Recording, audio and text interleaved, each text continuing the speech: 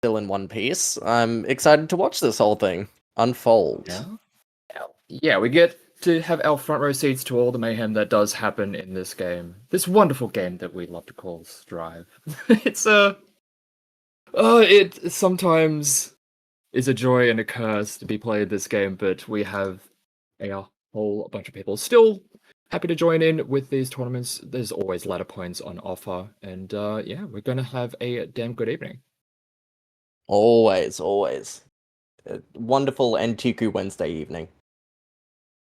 It's a lot of fun, alrighty, and it does look like our first set for the night is already set up and ready to go. It is going to be Vivi going up against Tompos, and Violet being on the Mei here, going up against Tompos on the Kai.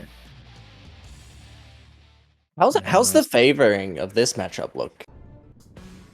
Is it relatively even, or is this?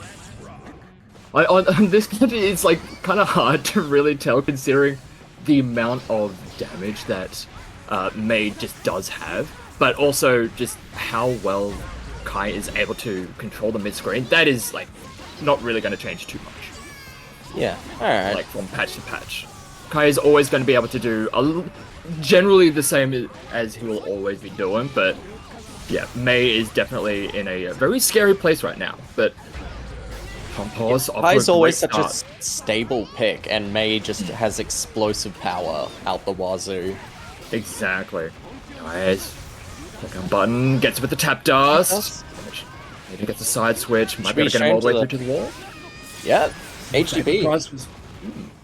I was wondering if they were going to have to invest maybe the lightning. Oh no! Ooh. That's going to hurt. Not bad for a round start option.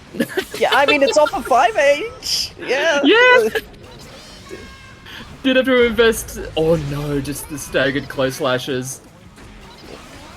I mean, you at least get corner off this, even if you don't get a... Oh my god. That was a brutalizing. I should probably stop talking, because this is just nuts. Oh no, the Mei Dipper. She has her own. Staggered close slashes, trying to poke out with the 2P, but just not really able to find the space to get it to work. Gets back out under the out of the corner. Burst has to be used. Good counter hit.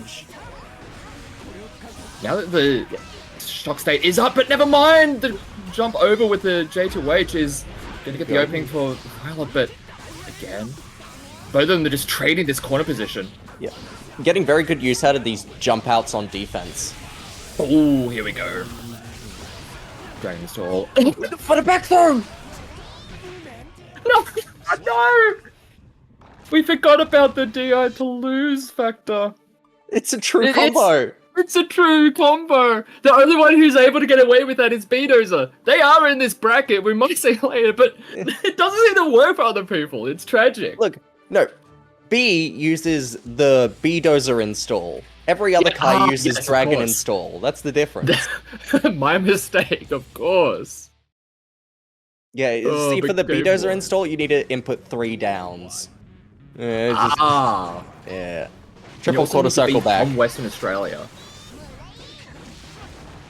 It's the risk you need to take. If you want the B install, you need to be from Western Australia. It's the trade-off. Yeah. Yep. No burst on either side. They were both used so early here. Very early investment of resources on both sides. Trying to 6P out of the pressure, but doesn't work out. And with the hit, not going to get them round secure, but... Okay. No punish. No punish? Oh. You know it's a Kai player. Straight into the stun dipper.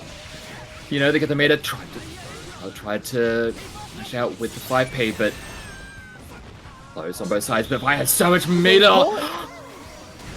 Yeah, and just smart use of the meter there. I mean, you didn't get punished last time, but it's not going to stick around forever. Exactly, and also you've got the meter. You need to spend it. That's the kind of stuff that you're not going to take from round to round. Yeah. All right. Good DP out there. Isn't getting ripped too often, so it's still working. Buzz check on the food rock has been so consistent so far. Nice, kind of hit.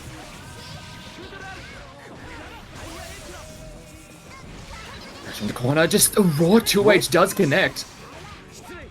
Good read on the approach there, but just being able to get a throw this time. Ooh, able to get out the corner, has the meter to keep the pressure going now, and a counter hit on the jump in. Doesn't get the extension. Oh, Sun Dipper and meter. That's, yeah. Nicely done. Keeping themselves in it. Definitely in a first to three, you don't want to go down 0-2. You really want to at least keep it going back and forth. Yeah, it's if not just for confidence here. Exactly. You need a win. Just the meaty 5k, always good stagger the right of there. Many people. Set up the fireball, but a great YRC. Good jump on the throw. Thomas has been really good at just avoiding throws. Has jumped out of quite a few attempts at just regular throws, overhead kisses. Nice, just the sweep. Catch with the 2D. Straight into the food drug. Nicely done. And Toppers does get the game on the board. There we go. Nice and close. Yeah, right near the end, both players got a lot better at catching all the air approaches. Because game one, they were jumping out of a lot of setups, jumping out of the corner, switching corner with each other. Now, a lot more frequent use of the 6P. Yeah, and you look at these characters, especially Kai's 6P, they got old people's elbow. Definitely a very solid tool that they can be utilizing. Speaking of 5H and round start, that's... Nice block on the TP! Yeah, going for a burst bait, but look, we get the wall break anyway. I would have been so sad if she gave up a wall splat just to try and bait that burst, but thankfully that was not to be the case. This is Oceania, you can never not count on the burst bait. Exactly. People be fiending for it. Doesn't connect. Oh! That... Sure. Look, I don't know what happened, but it worked, so... That was the Orca jump scare.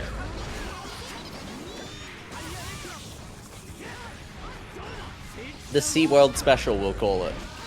Exact. Tries to go to this, or fakes out the other side. Burst does eventually come out from Tompos. Nice 3k to go underneath the fireball.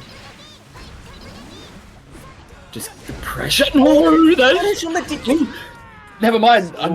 Incidental reset works out. Yeah, look. Take a second game. It's not a drop if you hit them right away. Sure. I don't think they were expecting to hit like that cleanly with that counter hit. No. I mean, do you ever expect a counter hit? That's the real question. Sometimes you try and fish for it, but yeah, like the way that one hit, I'm not sure they were ready to follow up with the full conversion. But yeah, maybe panic buttons from both ends, and it was just worked out a little too well there. Right. Now 2-1 up for Vi. But already a strong start to this game 4 from Tompos. And again, the 3k under the fireball. Really just making Tompos pay for trying to set up those fireballs. No, it doesn't matter how many interactions you win, you lose 2 or 3, and that's the round. Yep, May's damage output definitely lays in the screws. Shortening Dolphin right forward and just mixing up the timings enough that it's really tough for Tompos to accurately gauge when they should be mashing out of it, but they do get a good 6p on Dolphin forward. And they can get started themselves again. Yep, corner carry throw. Okay. Get some good Oh, setup. Delayed too much. Oh, jeez. Alright, guard crush. Doing it again. Yeah. Just staggered pressure. Crank that risk. Pretty much. Scary, and resources had been spent on both sides, all of it, but a good DP just to get out of there. Yeah, Tompo's doing a very good job of being patient and trying to wait for the right opportunity. Oh, think learning that may from have been every Chip. previous counter hit that's come through. Boss keeping themselves alive. The food rock heating up so very high. They're forced to. Let's respect it. The empty low works out very nicely there from Tompos, but a little bit too late on the wall break. Okay, no burst bait that time. Scary situation. But they do manage to Good find a catch on way the out. back dash. Can we get that last hit? Oh, Yes, we nice. can. Nice use of the Water Soul. We saw Vi try and go for a 5H, but bit of a Water Soul jump scare to finish that one off. And we are going to a game 5 to start off the evening. Yeah, what a way to begin. Very, very, very good showing from both sides. I mean, we're seeing the adaptation between the two of them, and we love to see that. That's why we like first of 3, because this game, you don't have enough time to really make the adjustments in just a first best of 3. So, given the opportunity, you start to see the players adapt, and we love to see it. Yeah, you really get to see the mentality behind the players in a longer set. Gold burst? Speaking of mentality, Yeah, What are you doing? I think Violet's mentality falls along the lines of we ball. yeah, that makes sense. Nice XP. Oh, good close slash. They've been getting caught out by the jump over into the cross back that Vi's been going for quite a bit. But the close slash does just swat him out of the air. They do even get a pickup, but not a full one. It's a knockdown, catches the back dash. Good, steady pressure into the throw. And the tap dust to get the opening and sets up a match point. Very good conversions there, just making sure the pressure never stopped. Exactly. Because we've seen what Vi's been able to do given a little bit of time and space. It's been very scary. And look Yeah, at this risk. given Oh, 1-2 God. counter hits, and that's it. Good DP on the charge. Like 6H. 6H. Yeah. Let's go underneath, but I think it was a little bit too late. They got caught in the startup, unfortunately. But Tompos is going to be happy to see that wall break, happy to have that positive advantage. Yeah. Just need one more solid opening.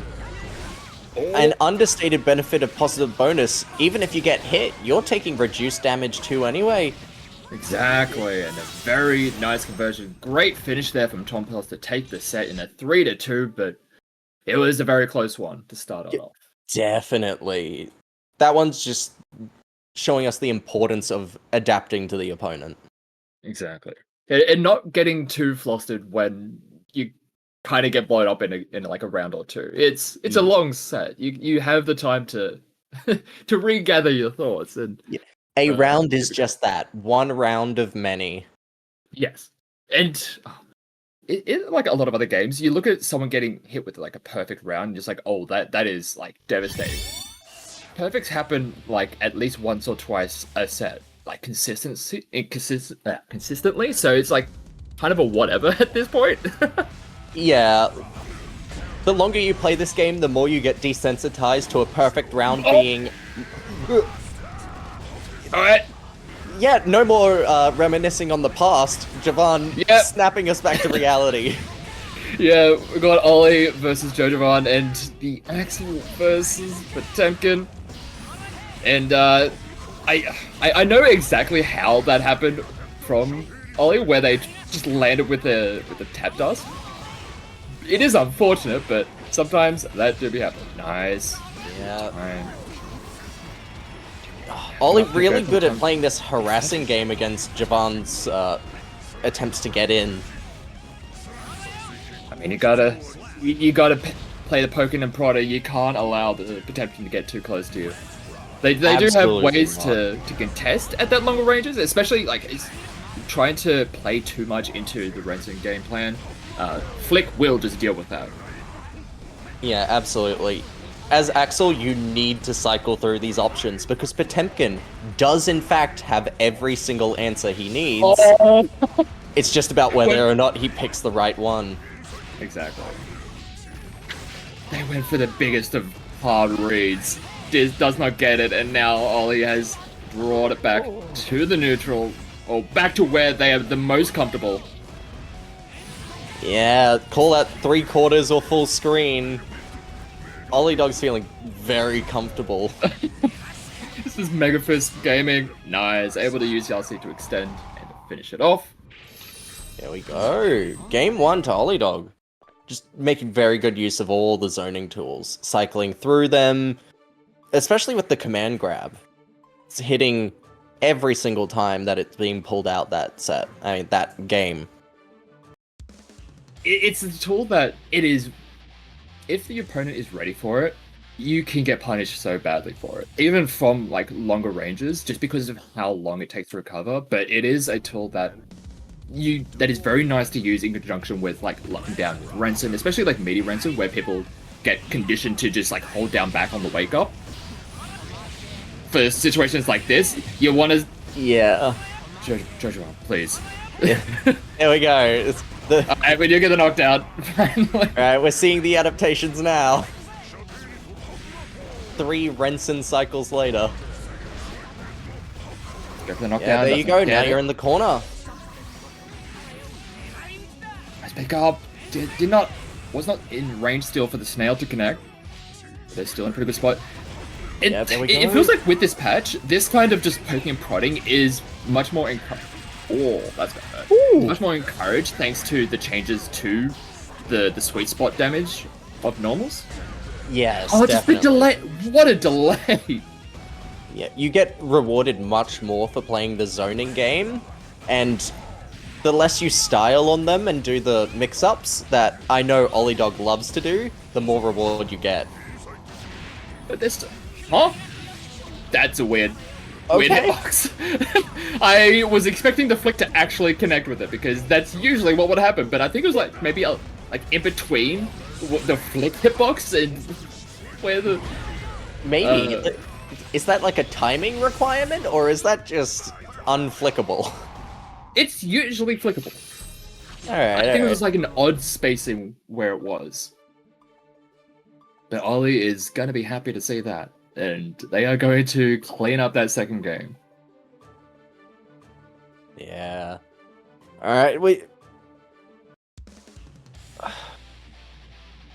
I don't know what to say, really. That's, It's a tough matchup, because... Honestly, for both sides, because when it comes to playing Axel into this matchup, you just need to not get bored enough to where you try and go in and do the fun stuff. And do what Ollie was trying to do and round start Axel Bomber. A lot of Axels die in this matchup to their own impatience. To their own hubris. Yes.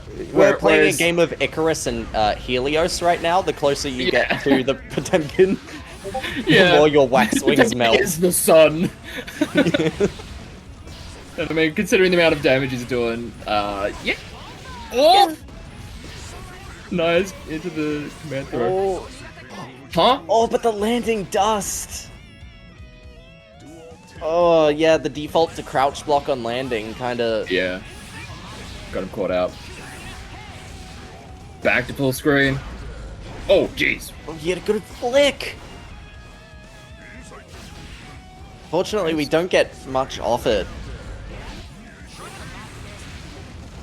Yeah, the flick on both of the Ransom hits is definitely something to be wary of, but unfortunately, Ollie is just not about it. They have all the sauce, they have all the combos, and they have all the mix. Yeah. Which is kind of weird to say about an Axel, but hey, it gets the job done. Look, you may not think to combine it, but when you do, it is beautiful.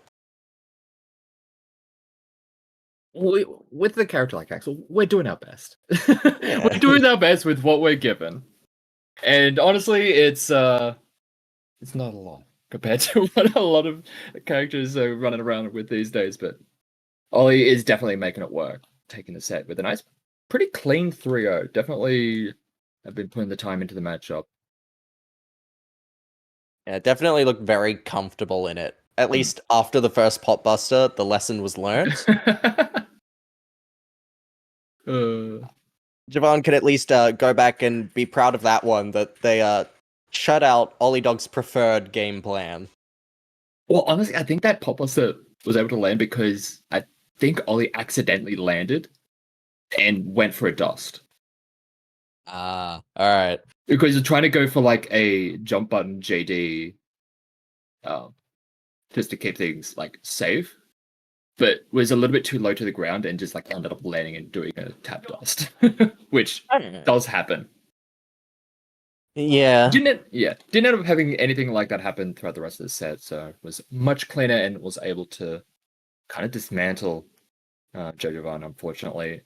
We don't necessarily have the most amount of axles around for a lot of people to practice against, so it's mostly just Ollie. Yeah, I was going to say, I could not name another one if you put my life on it. It is. I don't count myself because I don't really enter tournaments. Only when it comes to like offlines, but yeah. Yeah. Well, maybe you should. Maybe we need to get this Axel representation up a little bit more. You know what? I'm very comfortable here in this commentary booth, so This is your safe space. It is. I can complain about things, and no one can do anything about it. Exactly. I'm the one with the mic. Yeah. All right, we should be getting our next set up very soon. It is going to be Fibu going up against Wedbob, and Wedbob coming off a very, very solid performance last week, getting all the way to 2nd place. So we'll see if they're going to be able to roll through with that momentum from last week, or if Fibu's been cooking up a little bit more, and they had something to show us. A little bit more with the Sin. They showed off the Sin last week, and they did it pretty damn well with it. Absolutely. Still a bit of refining to do with it, but yeah. Yeah. They as to my knowledge, Fibu picked them up season 4, so that's yes, a recent acquisition and has taken to it quite quickly. Yeah. But as with all characters, still definitely points to iron out.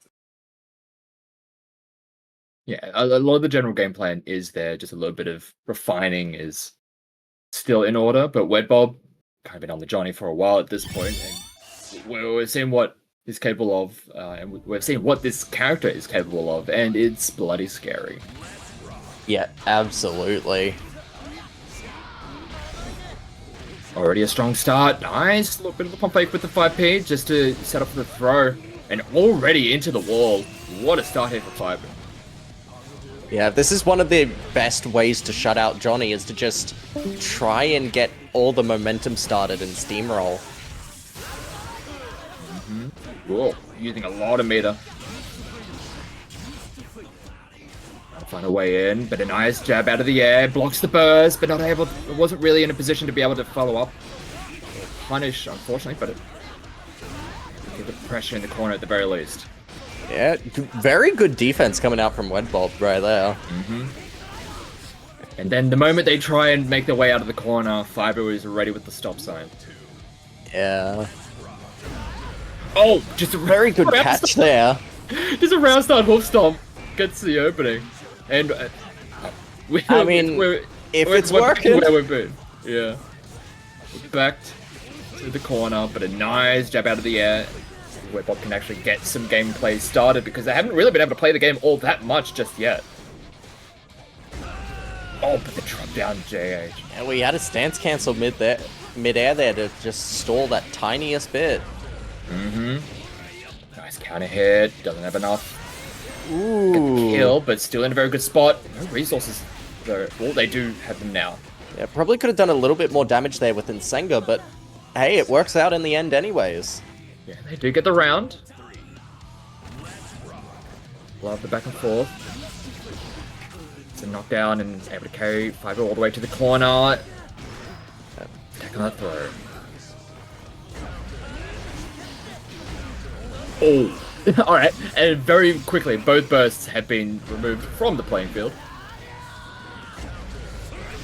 Yeah.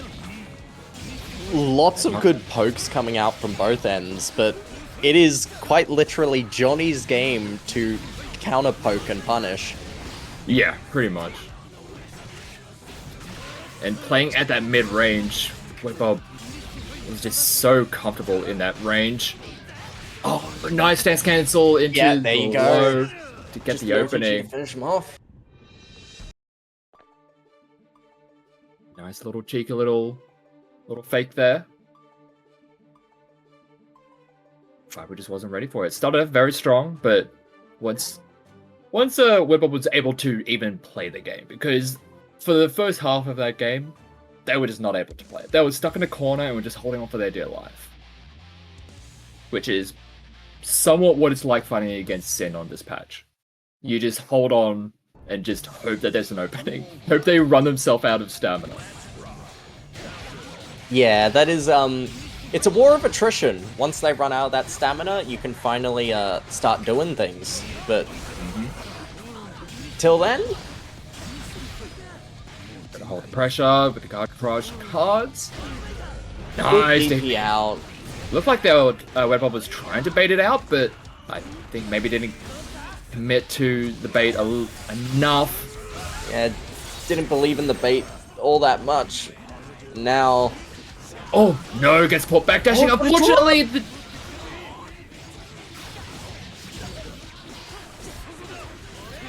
YRC does connect. Oh, wow. That was rapid fire.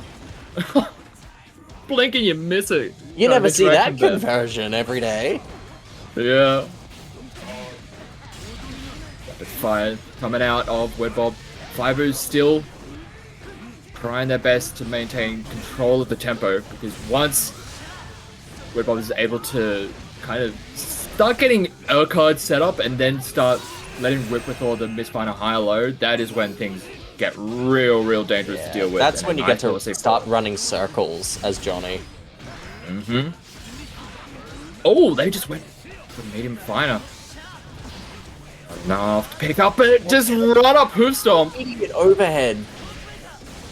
Should be able to get him into the wall just enough. Oh. And the eat. Yeah, good job, Fiber. Good. The grown boy. The burst does eventually come out. I respect Webbob not utilizing the burst at the end of that last round. Is that set up? Whatever. Set up or not, it's working out for Fiber. Yeah, I was gonna say, I don't know my Sin well enough, but the results speak for themselves. Pretty much. And go for the long range fighters. Able to get the 6P to connect. And Fiber able to take a game. Squaring things up at 1 apiece. Yeah, there we go. The trend of close games continues, and it's just back and forth this time.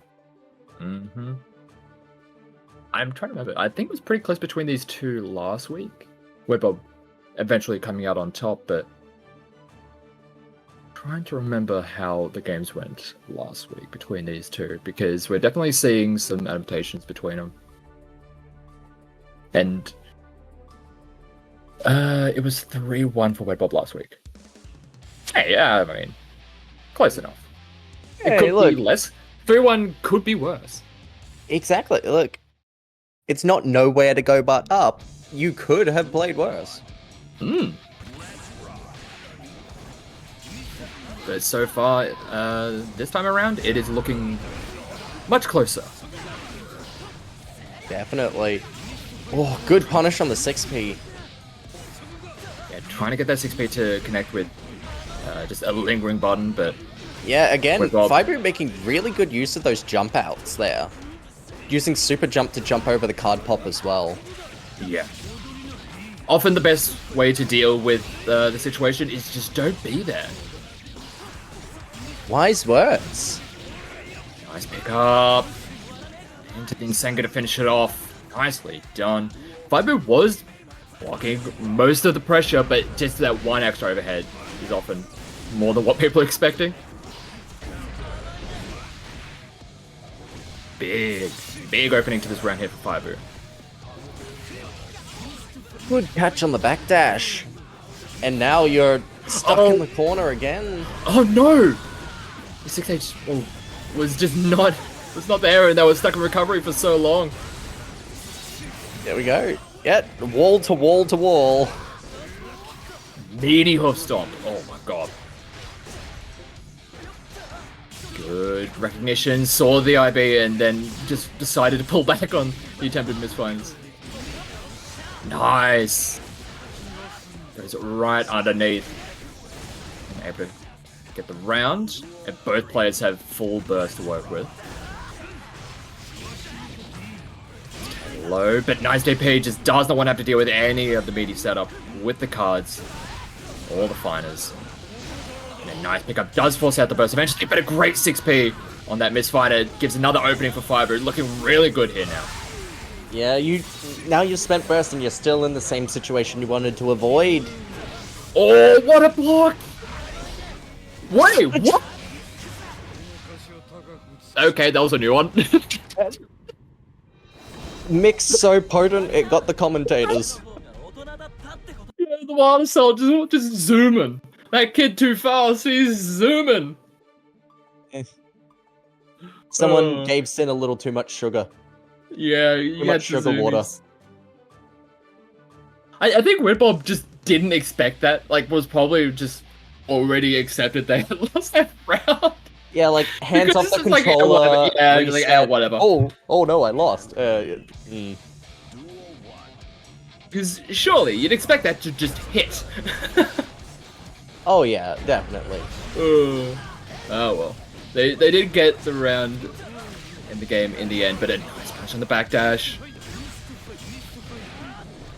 Yeah, making very good use of these jumps over these Camus finers because the PMF is yet to be represented outside of a combo thus far, Yes. to my memory. Oh, counter hit 6k. That's... Is that dead? I mean, maybe with a clean hit, yeah. Ooh, there we go. Love to see it. Fiber now on match point. Oh, but a fast slash round start. Look, it does your laundry, it does your dishes. It does a lot, that's for damn sure. Yeah, Big good punish. punish. Yeah, just for that Okay. little bit of extra meter. A little bit of pump faking. Every little bit is going to count, but they are definitely coming back with a vengeance in this round. Oh, there we go. Gets hit with the low. Keeping And themselves the alive. pendulum swings. Mm-hmm. It's just been so back and forth between these two. Trying to just get away from each other so that they can be the one to whip punish. Like, no, it's my turn to whip punish. Yeah, right. The burst pushing him back into the corner and burst in return. Okay. 6k out of the air. Alright, nice pick up. Yeah, there you go. Has to hold pressure with the card. Goes over the top of the Go, explosion. avoiding the card. But that's all of the meter spent there for Wedbob. Oh. Now they had not really Don't anything get to work corner with. Gets caught back. Gets caught back dashing. There's the hoof stomp over the head. And Another again! one! Again! What are At these some point, resets? you've got to wonder if that's intentional. Oh, the backdash doesn't connect. Yeah, see, no conversion. But you get a throw and the OTG. Oh my god. That was so very close to the end. But Yeah. Wedbob pulling it back from the jaws of defeat.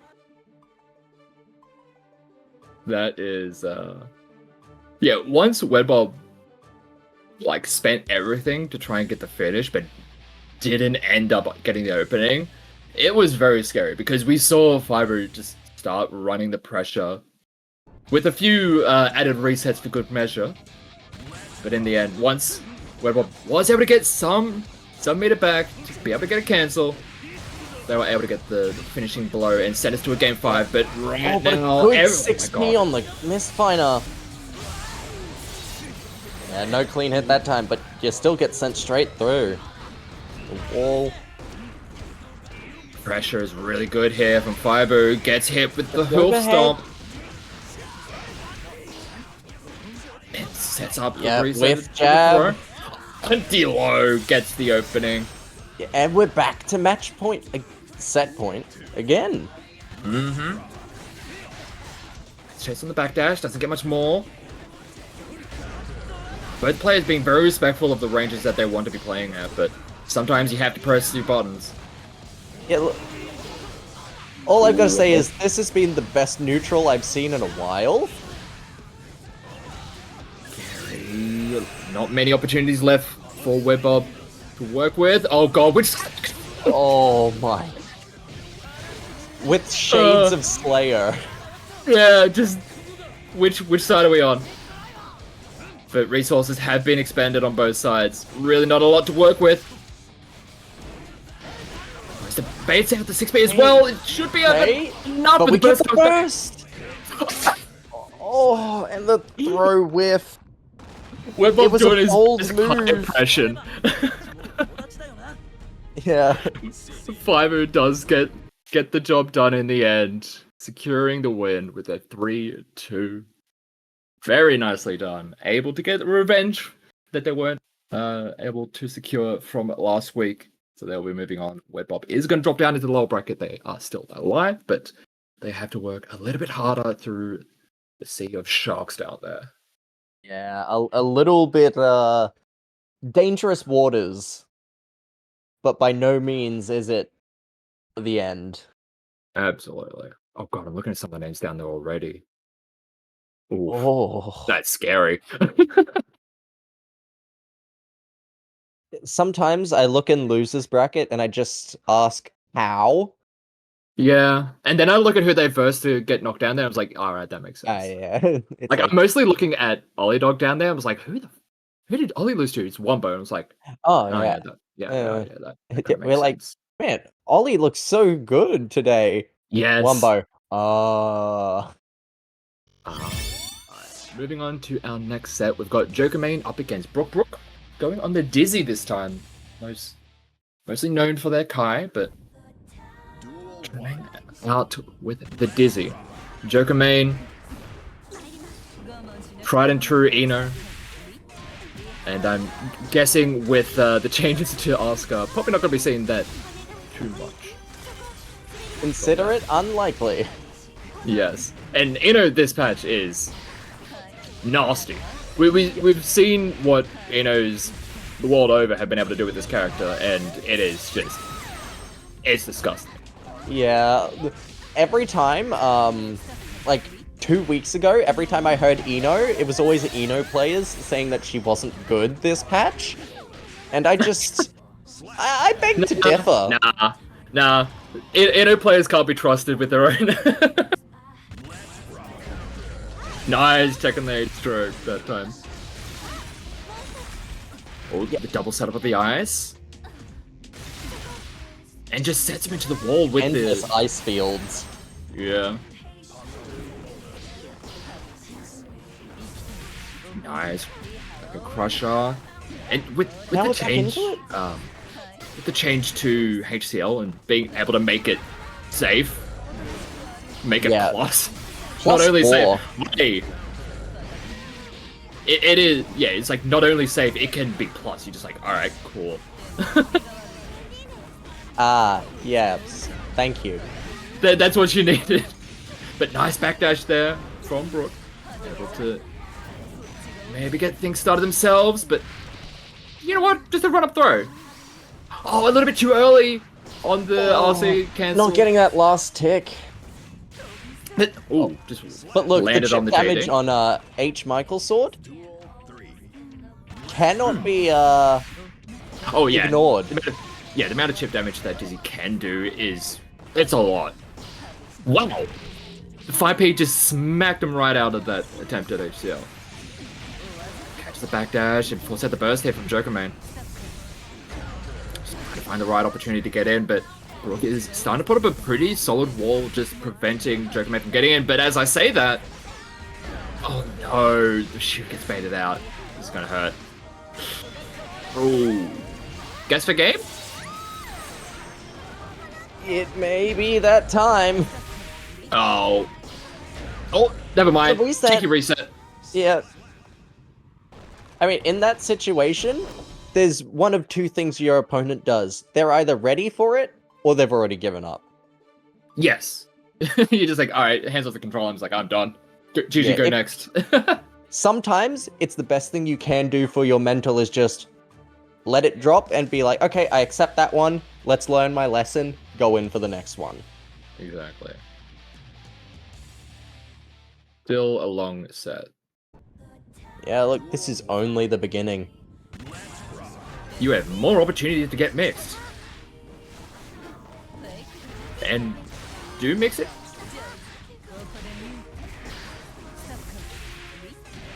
But again, Jokerman just... He's very stubborn in his options to try and get in. That is one thing I will say about Jokerman. He's very committed and very stubborn with his options. Nice catch at the backdash with the low. I have not actually seen enough of Jokermane's Eno to know anything. Every time I've seen Jokermane or verse them, it was on the Oscar pre-season 4. So seeing this, good to see. Yeah, Joker has had the Eno since like game release, or since when he started with the game, but has spent most of the time being just like one of the TOs, one of the main TOs. So, has kind of just dabbled in also like 20 other games, and is also very good at all of them as well. But the Eno has been just like a staple for them that has been so solid, and it's just Eno fundamentals for the most part. Yeah, and on that note, that's another one for Jokermane on the board. Yeah, just finding the openings so consistently in that one. And Yeah, look, often Eno is hard to block, and, Yes, and- one of Dizzy's weaknesses is guarding against air approaches. Eno, famously good at air approacher. Yeah. Only really has air approaches. predominantly. It's like all air approaches and then stroke. Yeah. That's it. So either way, you're playing into Dizzy's weaknesses with this one. Exactly. And even then, Brook's doing a good job of counter-poking, trying to manage these approaches.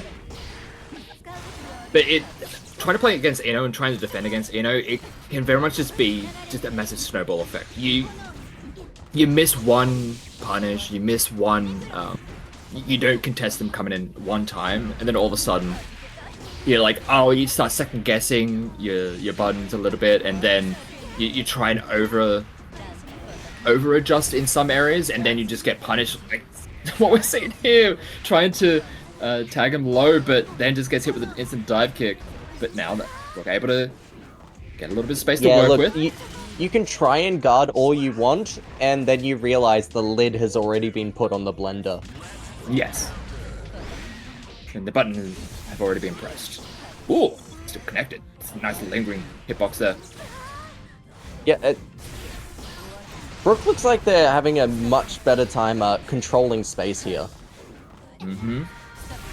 Oh, tried a couple of 6Ps, but even with Brook showing 6P a few times, Brook was like, no.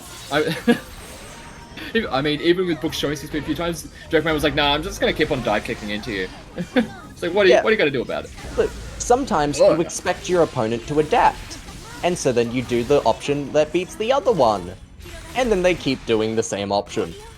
Yeah, that is one thing that can often, like, get people kind of punished more than what they'd want. It's like trying to adapt when you probably don't need to. Because you are trying to put things into layers deeper than what they're thinking. You're making assumptions that your opponent is going to adjust their game plan based on what has happened. And sometimes you just need to keep on doing the thing. Yeah, that sometimes works. you need to make them prove that they know how to beat it first. Yeah. Hey! Brook just having a tough time. Yeah, the burst does come out, it does connect. It tries to go for the jump scare, but was just pulled up a little bit short. There. Now we got plus frames Dizzy. Gets caught backdashing with the stroke. And again, oh, when you see Jokerman specifically start doing like the short hop, just like pump fakes, you know they're feeling it. And then it's like they smell blood. And then it worked out. How many more terrifying things are there than an Eno just short hopping at you? You're just like, oh, it's like, just kill me now. It's like, well, I mean, I may as well not block because I'm not gonna block it. He's like, you know what? Just start mashing. Just like, Yeah, hope that they It's like if short you- hop one too many times. Yeah, but nicely done for Jokame taking the set pretty cleanly. Yeah. All things considered. And they will be moving Look, strong on. showing from both, but Jokimane just able to find Yes. the right openings. Funny little pattern. It went game 5, 3-0, game 5, 3-0. So what you're saying is this one's going to be a full 5 games. If the pattern is correct, we shall see. Considering who we have coming up next, I hope so, because we have got Lilith going up against Doug. The explosive by name, explosive by nature. I am excited for this one. And Lilith explosive has health been bars. Yes, we've got Lilith on the Ram, Doug on the Potemkin. Cool. These are not characters that these players are traditionally known for, but they are adapting to what's good. It is definitely the picks that they've been playing as of recent, at the very Yes. least. That's for sure. Up out of the Two air. picks they are still very good at, despite being recent acquisitions. Oh, Rash the dog. Lilith not really getting the opportunity to get out of there, but a great call out on the attempted pop buster. But there's another one. It's like, sure, you maybe have taken away Para Pop Buster, but how about I introduce you to sliding forward with Blue Eyes Sea into a Pop Buster? How about I introduce you to my good old friend, BRC Potbuster. Ooh. Double switch. Just using the Mortabado, didn't have the swords to actually do much more with that. But the knockdown, passed down. Oh god, just goes with the throw. See, Lilith be able to get to play the game and just utilizing these very, very big swords that are so dangerous currently. Oh, didn't have the sword to follow up, but never mind. A nice little incidental reset works out for Lilith. There we go. That's the once a set average perfect that comes through. Yeah, we were talking about it.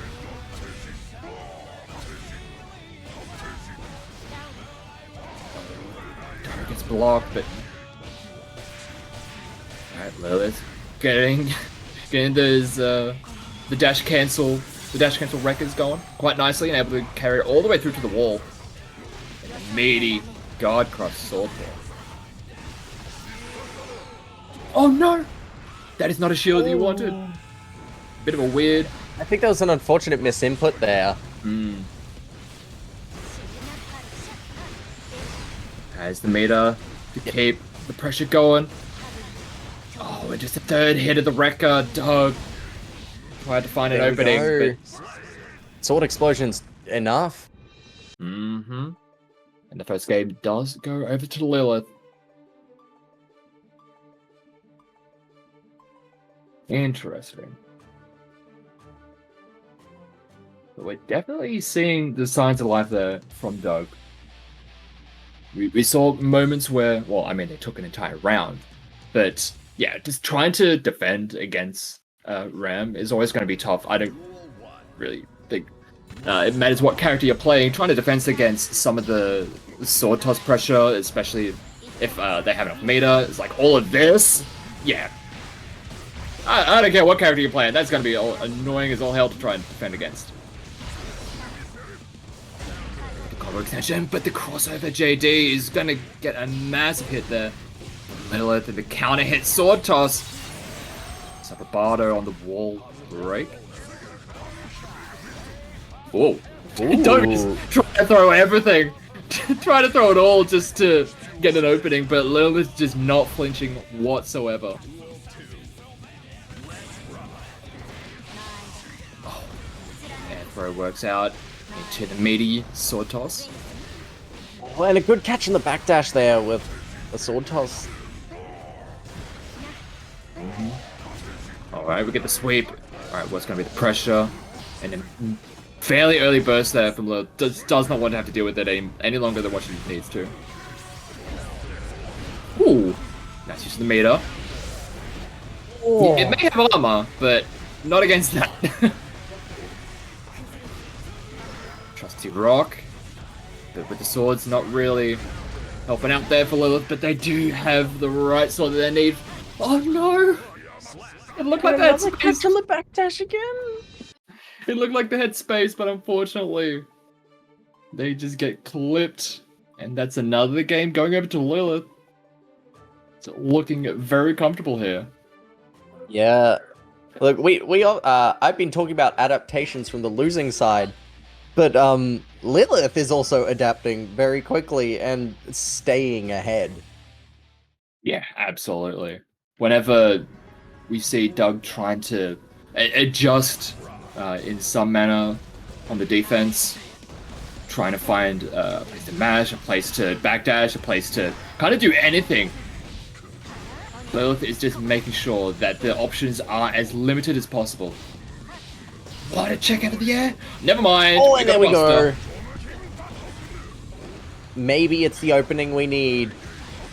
We will see. Oh no! Doug wanted it again! Let's not get it. Oh no, and that should be a punish on the hit tackle. Yeah. To the wall. Hard knockdown too, that's... Meaty sword toss. That... Okay. Was this a... I saw HPP start up. I'm guessing that was meant to be... Rossi cancel? I have Because no that- idea. That just lost. Because Yeah. like delayed, like a meaty enough button will, or delayed button will beat out super PRCs. Mash up the toes. I'm trying to, just needs that one last hit. They need this to stay alive in the set, or else Lilith is gonna just walk away with this one. And he's already off to a massive start.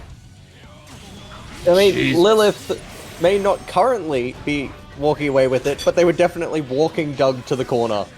Exactly. Nice. Good catch on the backdash there. Definitely helps to have a little bit of meter to help with that one. Yeah. Good use of the RC slowdown to be able to just catch every option. Nice start to the round, but a big counter hit here. A throw, but the jump in works out. These jump slashes are just doing so much work, just covering so much space for Lilith that it's tough for Doug to really contest it. Oh, one of the 6H doesn't get it, unfortunately. Tab does, let's get the opening, especially with help with the sword toss. Explosion, and Lars, a little bit of help here for Doug. And the run-up throw is what is going to finish things off. 3-0 to Lilith. Ramlethal Valentine, the better grappler. True. Very, very solid set there. Yeah, Making it- absolutely. Lilith was just able to get ahead and stay ahead. Yeah, and trying to like claw your way back against Ram can be so tough. If they have resources, they can set up sword toss, guard crush pressure, and that gets brutal. Yeah, look, people have been complaining about how long Bedman's block strings are. Now meet Season 4 Ramlethal. Yes, that is true. They are cut from the same jib. Right. Alright, But, on to our next set. Speaking of Beadozer from earlier, We got Beaters up on the cab, going up against Sharif on the Slayer. Definitely the best representation of these characters we have here in OCU. yeah, at least especially so in this bracket. The 2D works out. Able to get out of the corner as well. Just to go for positioning rather than going for the actual setup.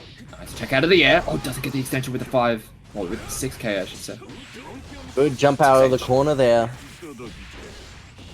Maybe a little bit too meaty there? Maybe? Shock State does add quite a lot. Nice block on the attempt of reversal. Oh, just gets dunked up the head. A little bit of health. Nice back to Yeah, thrust. just run up DP, but Almost got the unable to pickup. finish it.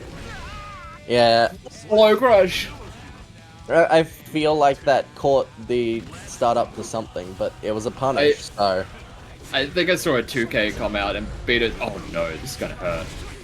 We got loops.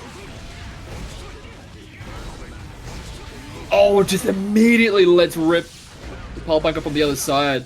And Beto's forced to spend resources defensively, but a great row shimmy. That's the opportunity for Betos to get some big damage down and really start to turn things around. They have Maderon. They've made it to work with, that's for sure.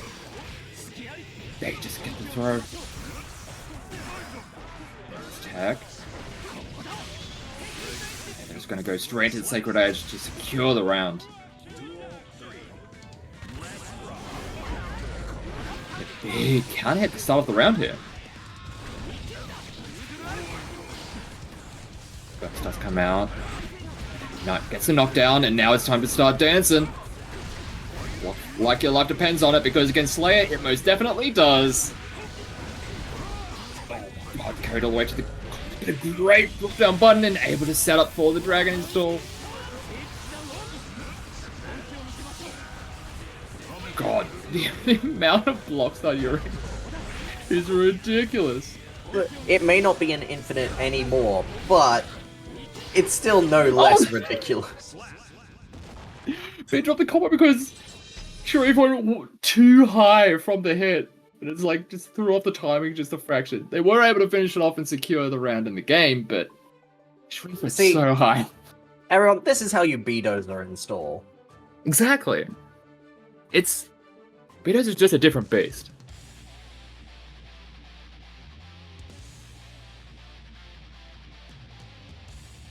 They're able to just get things done with this character that not a lot of others have been able to do.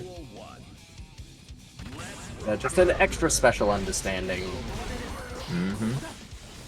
Alright, game 2. And very early on, before we're even 10 seconds in, Burst is out on both sides. I love Guilty Gear. Nice pick up. They've been able to get this Sage. Oh, jeez, that almost kills. Nice. Ooh. Now, that was a lot of meter spent to just stand there staring at each other. I mean... yeah. Sometimes the scariest thing to do is nothing at all. Nice pick up the double vapor thrust, triple vapor thrust. The move is to make none at all. So true. Oh, the spacing. That's gonna hurt. Get him up on wall Some break. more hard knockdown here. But almost got Burst back on the table. They just get hit by that roar, and they should be able to get the pick up from this. They Yeah, there do we go. get finishing blow.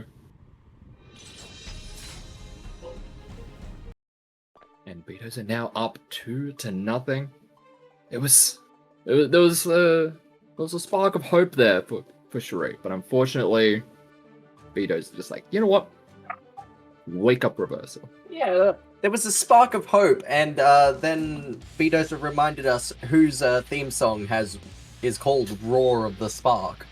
Yes, exactly. I was like, I knew there was going to be like some kind of pun we could tie into that, but Okay, I got you. I'm the pun man.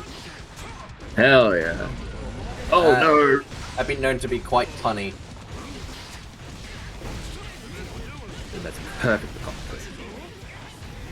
He goes back into the corner, and I'm pretty sure that's Yeah. That's a Slayer round if I've ever seen one. It's like, oh no. Sometimes you just get Slayer rounds. Sometimes you just get counter hit by 2H and then you just explode. Oh my god. Burst is there for Betos, but they aren't gonna. They didn't even bother bursting. They're like, you know what? Sure. If you're able to get more out of this, fair play. My god, Sharif is pressing buttons, that's for damn sure. Alrighty, both players with Burst on deck now. But, B in the Bedozer install. That's so connected. Oh. Hey. Doesn't have the 50 meter anymore? Oh my yeah, god. Getting out the burst again. I'm surprised that the DP just completely whiffed. To give that opening in the first place. Yes, we are going to a final round, but the burst is now off the table for both players. It will be for some time, and a big counter hit 2H. Yeah, this isn't Guilty Gear, this is Street Fighter now.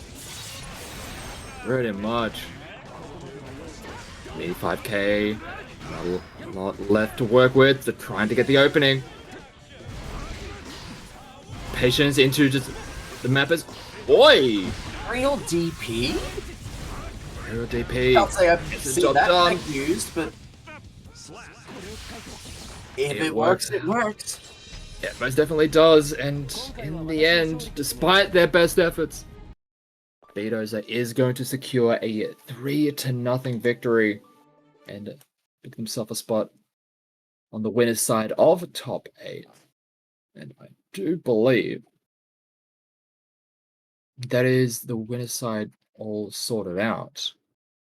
I do believe so, yes. We've got everyone on winner's side of top 8 ready. We would just need the rest of the lower bracket to catch up.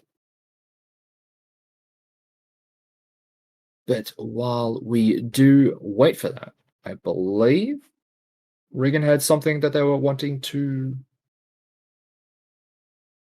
show off to the stream. Yeah.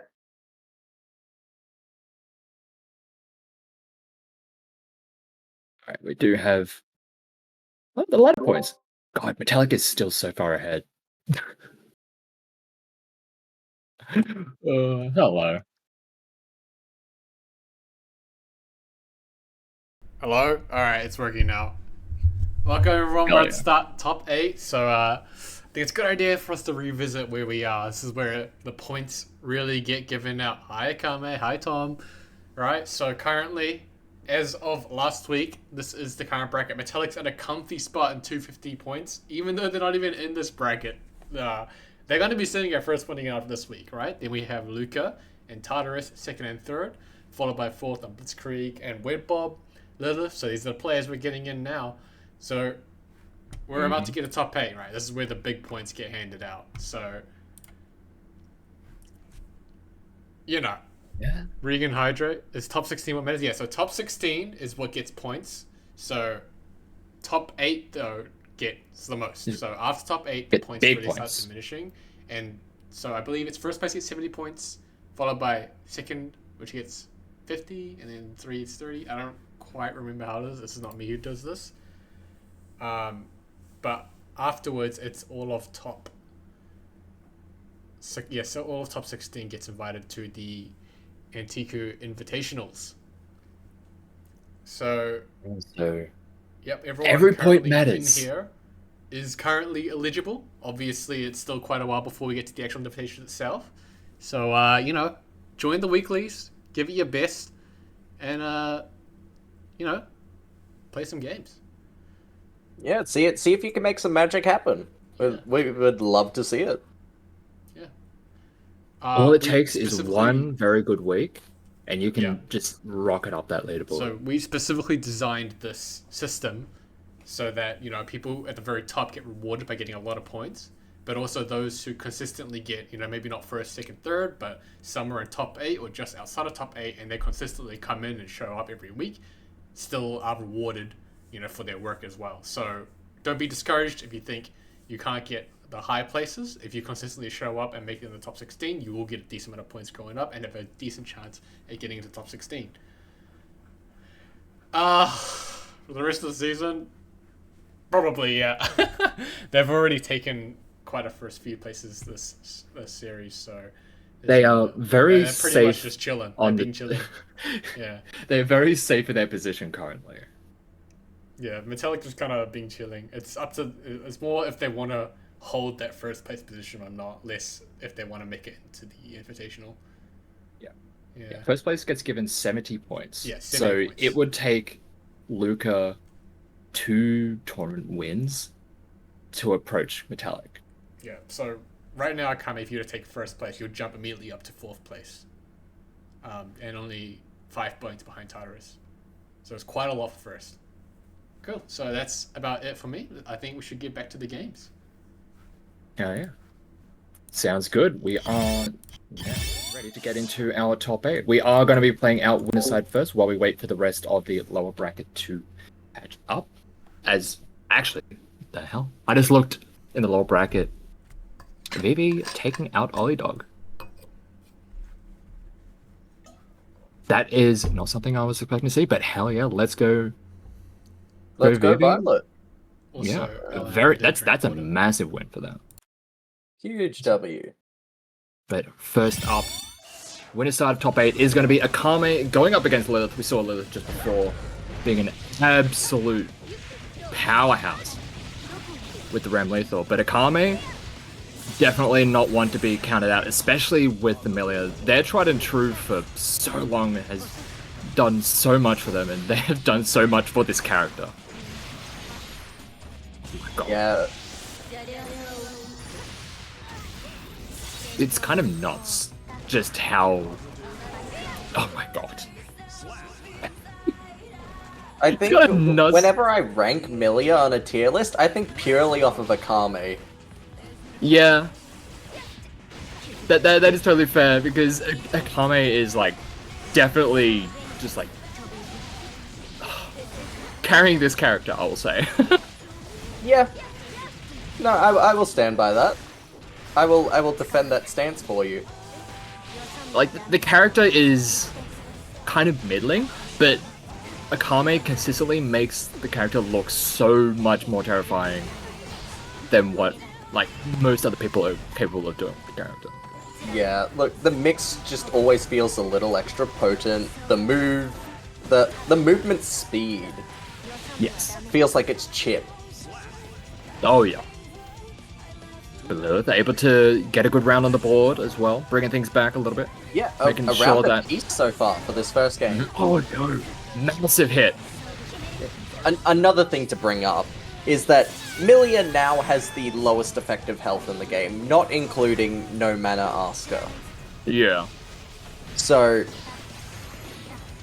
She's gonna feel the hits even more. yeah. And when we look at what the kind of ram damage that we've been seeing on this patch, yeah, it's gonna really rack up, but just don't get hit. It's just that simple. It has the burst. Thankfully for that, but you don't have that resource anymore! In fact, you don't have any resources. Oh, the double cross with And the Artemis. almost has burst back. Capel. Okay. Nerfed Capel doesn't really get the kind of hit that they want, but the run up 2k is going to secure the round. Look, it all works out at the end. It most definitely does. Bit of a scary situation when you just bring things back to neutral and you've got a ram on the other side of the screen, just like, please, be gentle. It's the fly versus the fly swatter. If you hit it, you deal so much damage. If you hit it. Yes, exactly. That is the thing. It's like, if you manage to hit the thing. And right now, well, you hit it enough to force it to burst. Thankfully, in real life, flies don't have burst that you have to deal with. If flies had burst, man, I think I would leave my house. It would be very funny though. Just a blue bubble perps up, or a Yeah. gold bubble. They just gold burst. It's like trying to swat away flies. Like, what the hell? This thing just gold bursted me. Like, what?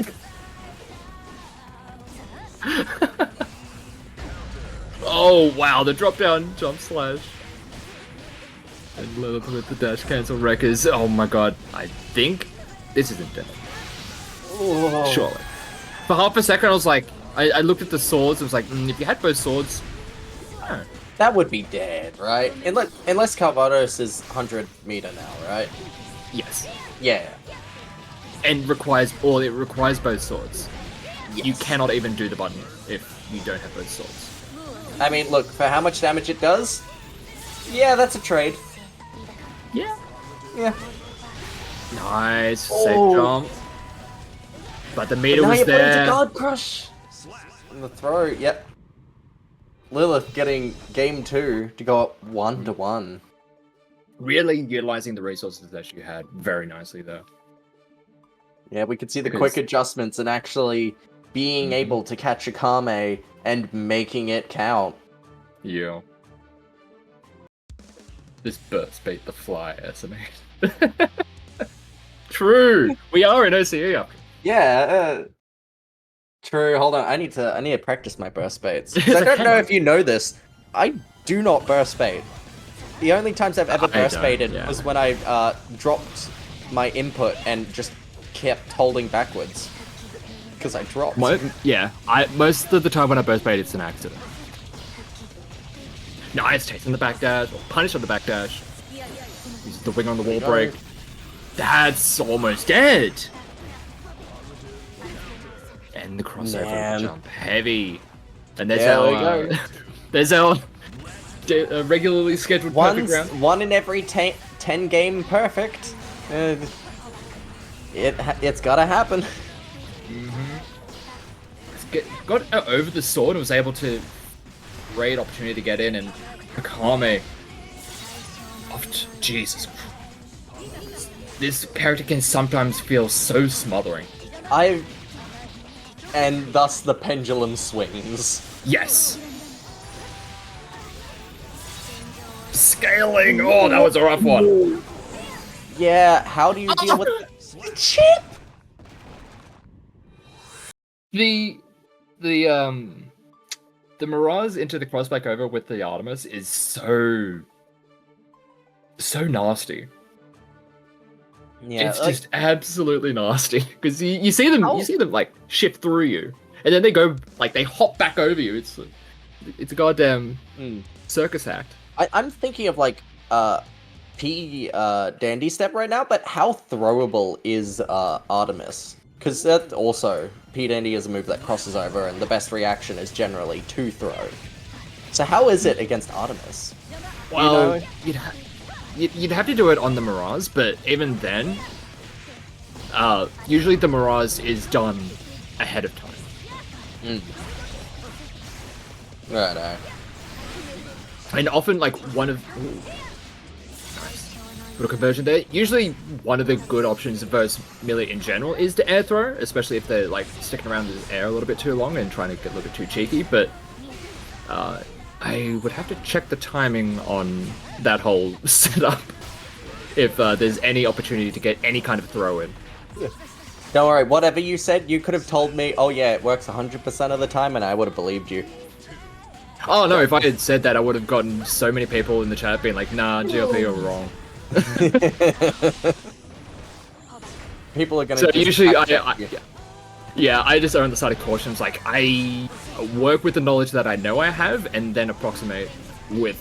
Oh, unfortunately, the sword. Yeah, if I don't have 100% knowledge of the thing, I am going to defer to people who Look do at know. you, a professional. I just, I lie. Fair enough. That is also an option. Sometimes we do like to spread misinformation a bit, though. And Akame. There we go, With a yeah. very, just an Quick. absolute steam train in those last two games. Yeah, look, I think it's best described this way. Akame got game 1 and Lilith learned. They adapted. But that gave Akame an extra game to get the download. And yeah, exactly. this just pushed so very quickly in the other direction. Yeah. You've been talking about like the pendulum of things just swinging back and forth. It just got yanked all the way to Yeah, the side for pendulum Akame. swung one way, swung the other, and Akame grabbed hold of it. It's just pulled the lever. It's like, you are not going back. No.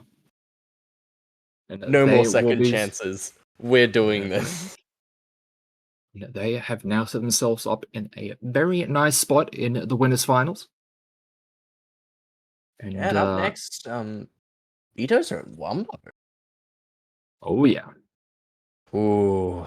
Beaters that we saw a little bit earlier, just absolutely dominant performance earlier against Sharif. Wumbo we haven't seen so far this evening, but has been doing pretty well with the Mei as of late. They have like had the Mei around for quite a while, even before this patch. They've had it as a character that they've had on the side just in case they don't really want to stick with the Faust. But on this patch, they're just committed to the Mei because this character is most definitely a character to really commit to. Alrighty, game number 1. Big punch to start the round off. But the burst does eventually come out. Does not want to have to allow Vito's to get set up with some of that shock state. But they do get the conversion through to the wall. And a great start here.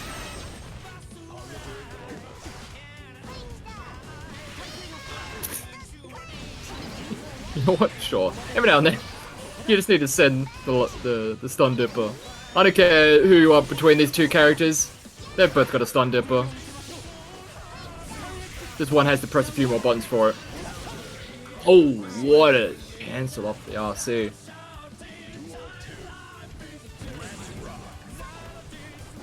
Sometimes that is one thing that is nice when you have enough meter. You can play much more reactive because you can just like see what someone's going to go for and then just stop time for a sec and then just react with the perfect button. Oh, nice cross up the top. Playing the 4-way mix game, gets away with the J2H. Wumbo's starting to come alive here in this set.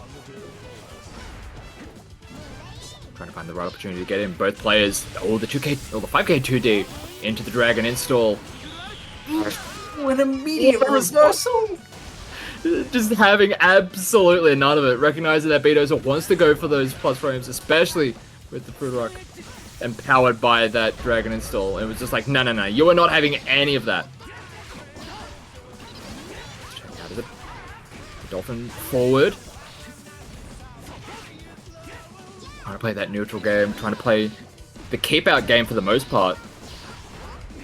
He's doing a Nice. very good job of checking those dolphins. Very, very good. And, just putting up the wall. It is so tough for Wumbo to get started. Gets caught backdashing and force out the burst. Just lingering hitbox. Max range counter hit. No meter to convert from that long a distance. They can connect. Hey, don't think Wumbo was ready for that to whiff like that. Oh, and I think there might have been chip.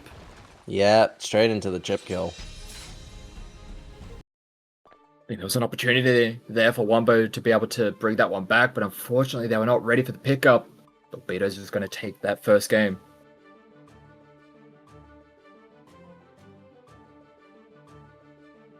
But very close. But we've been seeing, like, very early on in this, B playing very safe and just almost just focusing on reacting to the options that Wumbo wants to try and get in with, and then just taking those hits and just getting much more of a punch out of it. Just swinging the momentum all in his favor until the resources are gone. Sets up a heavy fireball into the throw setup. Gonna send him into the wall. That doesn't kill. Oh, wow. Yeah. Sliver of health and dream. But hey, All right, look, sure. Oh, it was like Super was that PRC into back Super throw. PRC, yeah. I understand doing that instead of, say, backdash RC, because it would be an aerial blue RC and you will be able to get the throw. But fulfills a similar function in waking up with something that is a bit more... that's invincible, but less dangerous. Nice pick up. It does force out the burst. Yep, forcing out a burst there. Does have the meter to keep this 100 one meter safe to make at the it very least. safe. Wombo was ready for it at the very least. 5-feet mash. Hey, look, we got the May Dipper. Yeah, didn't have finish it off. What do we but- call it? The Dolphin Dipper? Yeah, that sounds nice enough. Nice. Oh, we like a little bit of alliteration. Yeah. Oh, use the button and force the burst. Okay, throw in the corner. Well, but little too spaced there. Yeah, the FD created a little bit too much space, so that wasn't going to be able to connect. Oh, it doesn't get the pickup. Just trapped in the corner here, but there's that Dolphin Dipper. It just works. Dolphin Dipper RC. I mean, look. If Kai can do it, so can you. Oi! Oh, just almost an immediate low. What a backdash! The burst does come out. Yeah. That wasn't safe. Or at least wasn't safe enough. But nice reversal there, and Wombo does get the game on the board.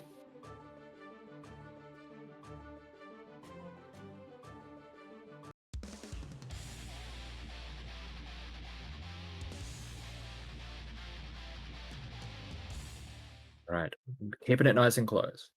That's what we like to see, especially when we get into these top 8 sets. Yeah, the further we get into bracket, the longer these games do tend to go. I mean, the sets, sorry. These games, they're fast, because everyone here has optimals. There is the chance for things to go very quickly, and then there's the chance for things to just, like, kind of stall out a bit, because both players are playing very respectful in the neutral.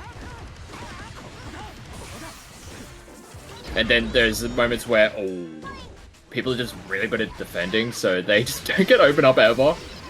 But they're stuck having to defend. You know what for they need so to do? long. They need to stop being so respectful of each other. Just wail on each other. Yes, wail on each other for our entertainment. What is this? Tactics? Just run up throw. Yeah, making very good use of the split buffs that May got there.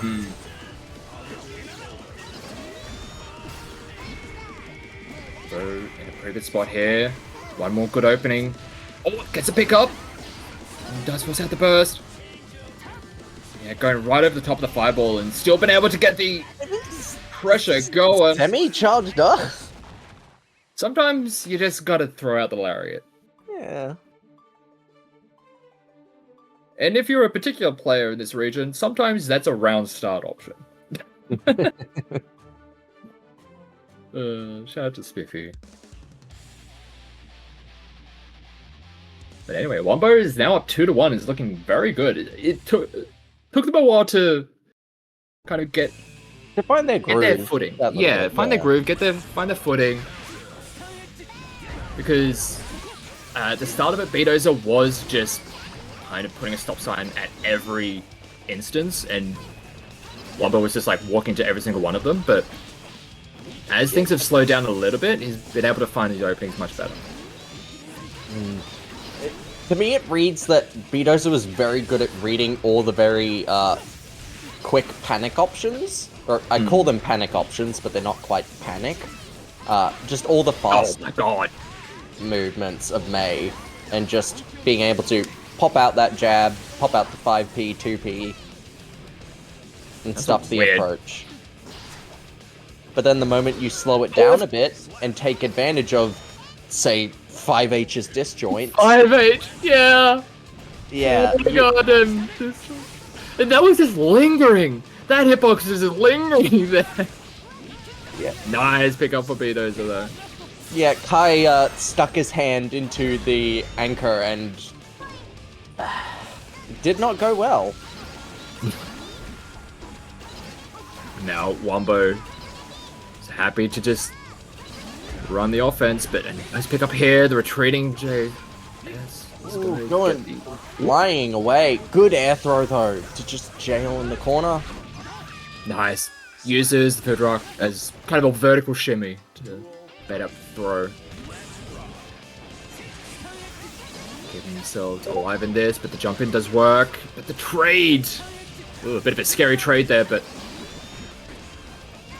it's gonna be okay. But a nice swat out of the air. The burst is blocked. They're gonna be able to use their own burst to extend the combo. It doesn't get the oh no, this is whoa! A bit of a misfire on that one, but I Jesus. mean, hey, look, maybe it all works out. We'll see. the ability for that thing to swat people out of the air is incredible. Cannot be understated. But yeah, there we go. We got a game 5. We get our game 5 here. Look, the pattern may be broken, but Sometimes you just gotta play better. yeah. I was gonna say, but these have just been good games all around, regardless. Yeah, absolutely. We don't need some symmetry to make this good. Swift punish. Wow, just let rip with the vapor thrust. Oh no, the jumping. Not opting for some of the more high damage openers, but just opting for the jump ins that are just gonna work out. It's looking pretty scary here.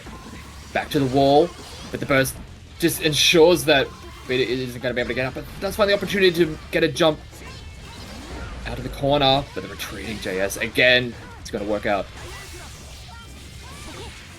Big pick up here. Bedoza gets caught pressing a button, and that is going to secure the round. There you go, set point for Bedoza. What See if Wombo can even it up. They're looking pretty good. Massive counter hit, but they left enough opportunity for a Gimme! reversal.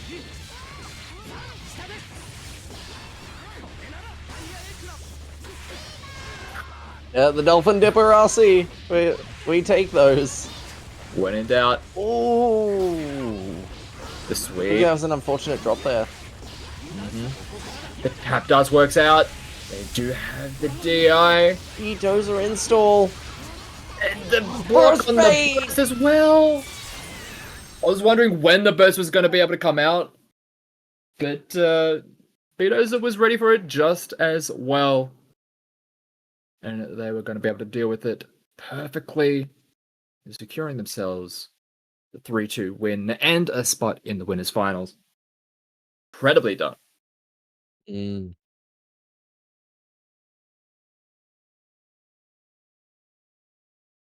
So what's up next? Are we jumping down to loser's side, or are we? We will be jumping down to the loser side. It's going to be Doug going Very up cool. against Mitch. The return of the Doug. And I believe this is the first appearance of Mitch. Yes, I do Yes. believe we have not seen him so far this evening. They've made a pretty damn solid run through this lower bracket. Yeah. Dropping down and then taking out Soup, even beating Fireboo to get to this spot. And now we'll see how they go against Doug with the ABBA.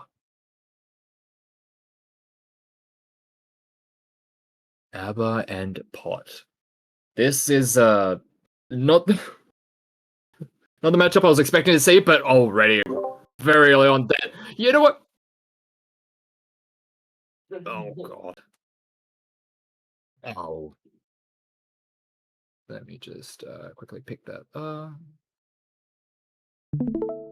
Oh, but now you're stuck in the corner now, and that's Yeah, just quickly bring up a stream break. We've already had a Potemkin moment. Don't worry. oh, but a drop there off the blue Wilder Soul. Sorry To about go through with Jealous Rage now, but the meter is ticking down slowly.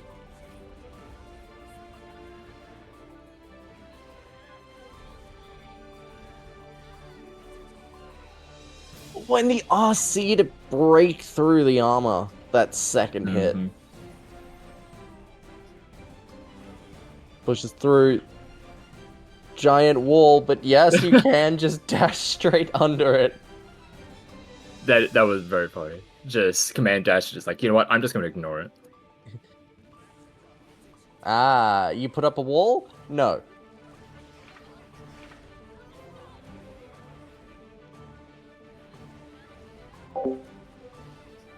Yeah.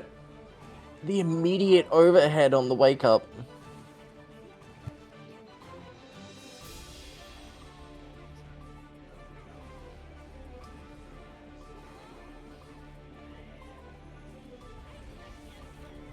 Oh, has the meter to at least get a block in, but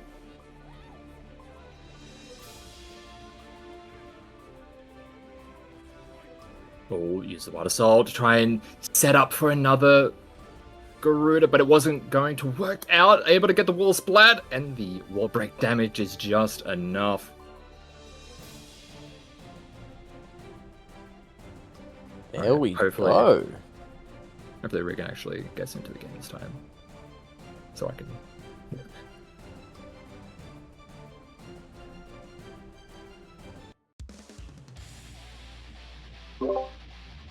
Alright, we're good. Yeah, sweet. Whoa. Sorry about that, Storm. Alright, game number 2. Game number 2. Oh, but in a very quick use of the burst. That 2S just... What? Yeah, look, it's one of ABBA's consistently best qualities, is her ability to just anti-air. It is the hitbox of all hitbox. Kinda wild. It is the second 6P they never asked for, Yeah. but it's the one they got. Oh, the crossover with JH. Now we've got combo expression for days. Holding on for dear life. Blocks all the overheads. What defense out of Dog. And now you're out of meter. Mm-hmm. Gets caught out of the air. Hammer fall. Into the gigantic Kai. Oh, Even this is the wall scary. is back. Oh my god. The risk. Look at Oh that no. risk. The tactic is Yeah, That's nice. It's nasty. I was worried when the Garuda got pulled out, but hey, it still hit. Oh, nice backdash in the attempt to On me pop for buster. doubting. He's gonna go Here we go. right into the keeper. Yeah, just goes low that time. We saw how good Doug was at just holding back, dealing with all the overheads. Lows, on the other hand, Yeah. seem to be sneaking through every now and then. Oh, that is an ambitious use of burst. They are going to be, unfortunately, without that, heading into this final round. Yeah. This time it is the Potemkin taking the role of Icarus. Bursting a little too close to 0 health. Nice use of the armor. Oh my god, splat into the wall. Knuckle does so much. It does so much damage. Oh, the jump scare. Flying across the screen. Doug does have But it resources to drops. work with. The extra hit! Able to break through the armor. Okay, a defensive wire. Oh, Sorry, there not we defensive, go. But, effective YRC use there. Being able Mm-hmm. to just get started again. So even though Doug did end up going for a bit of a hero burst, it didn't end up punishing him too much. Yeah, it didn't cost him the game. He managed to close it out this time. 1-1. Love to see it. Mm-hmm.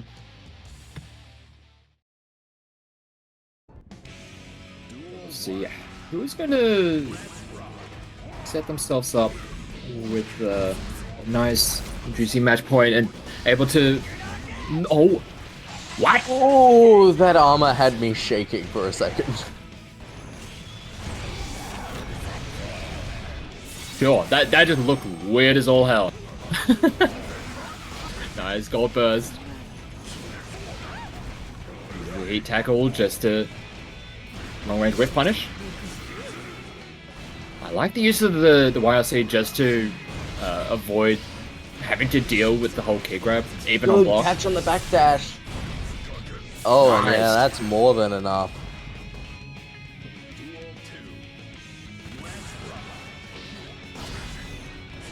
A bit of a trade, but it works out. Just bringing it back to neutral, gets the knockdown with the slide head and catches. Oh my god. The amount of wall bounce from the 6H, it's always a little comical. It's like similar to like Gold Lewis just bouncing people off walls. Whether it be Gold Lewis or like Soul JD or something, where it's Yeah. repeatedly ping-ponging back and forth across that wall. Yeah, just adds rubber to them and then just have them bounce off the wall. Yeah, it just So changes close. the opponent's atomic structure. Oh, no, spacing was off. So now you get caught and cornered. Ah, Doug gambled on another pop buster, but Mitch has been holding up quite a lot of it and just doesn't want to get hit by it. Yeah. And I mean, I wouldn't want to get hit by it either.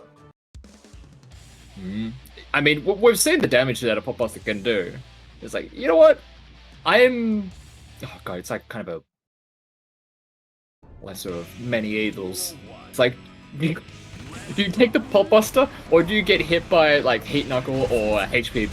It's like, Yeah, it's just a would you rather moment. yeah. Would you rather, Would you rather lose go to your health heaven by and this die, man? or just die? Pretty much. Flight heads. Does finally get the knockdown. Catches the backdash.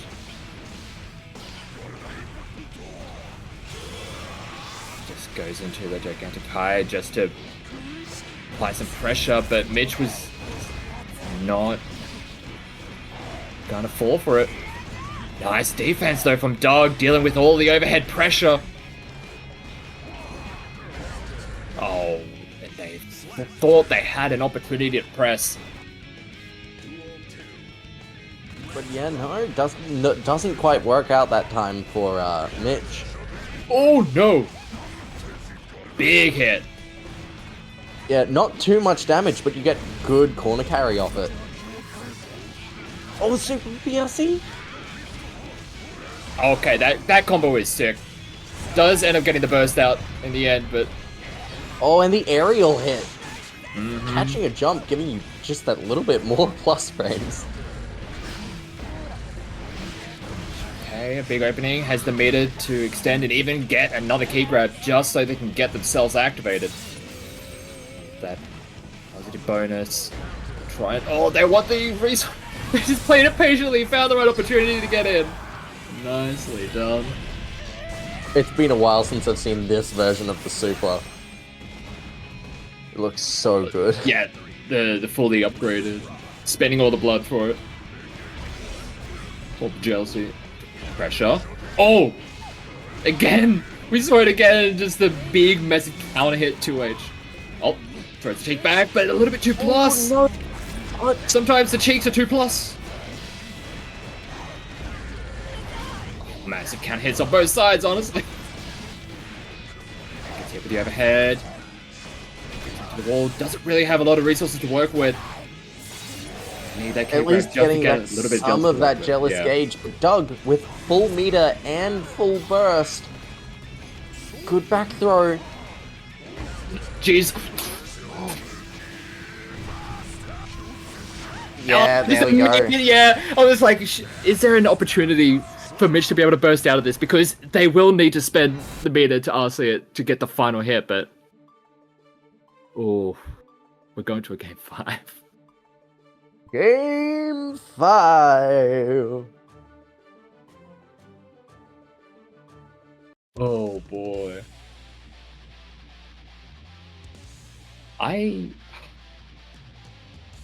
The thing is, when you get to know so many of the people in this region, it's like, I just want everyone to win.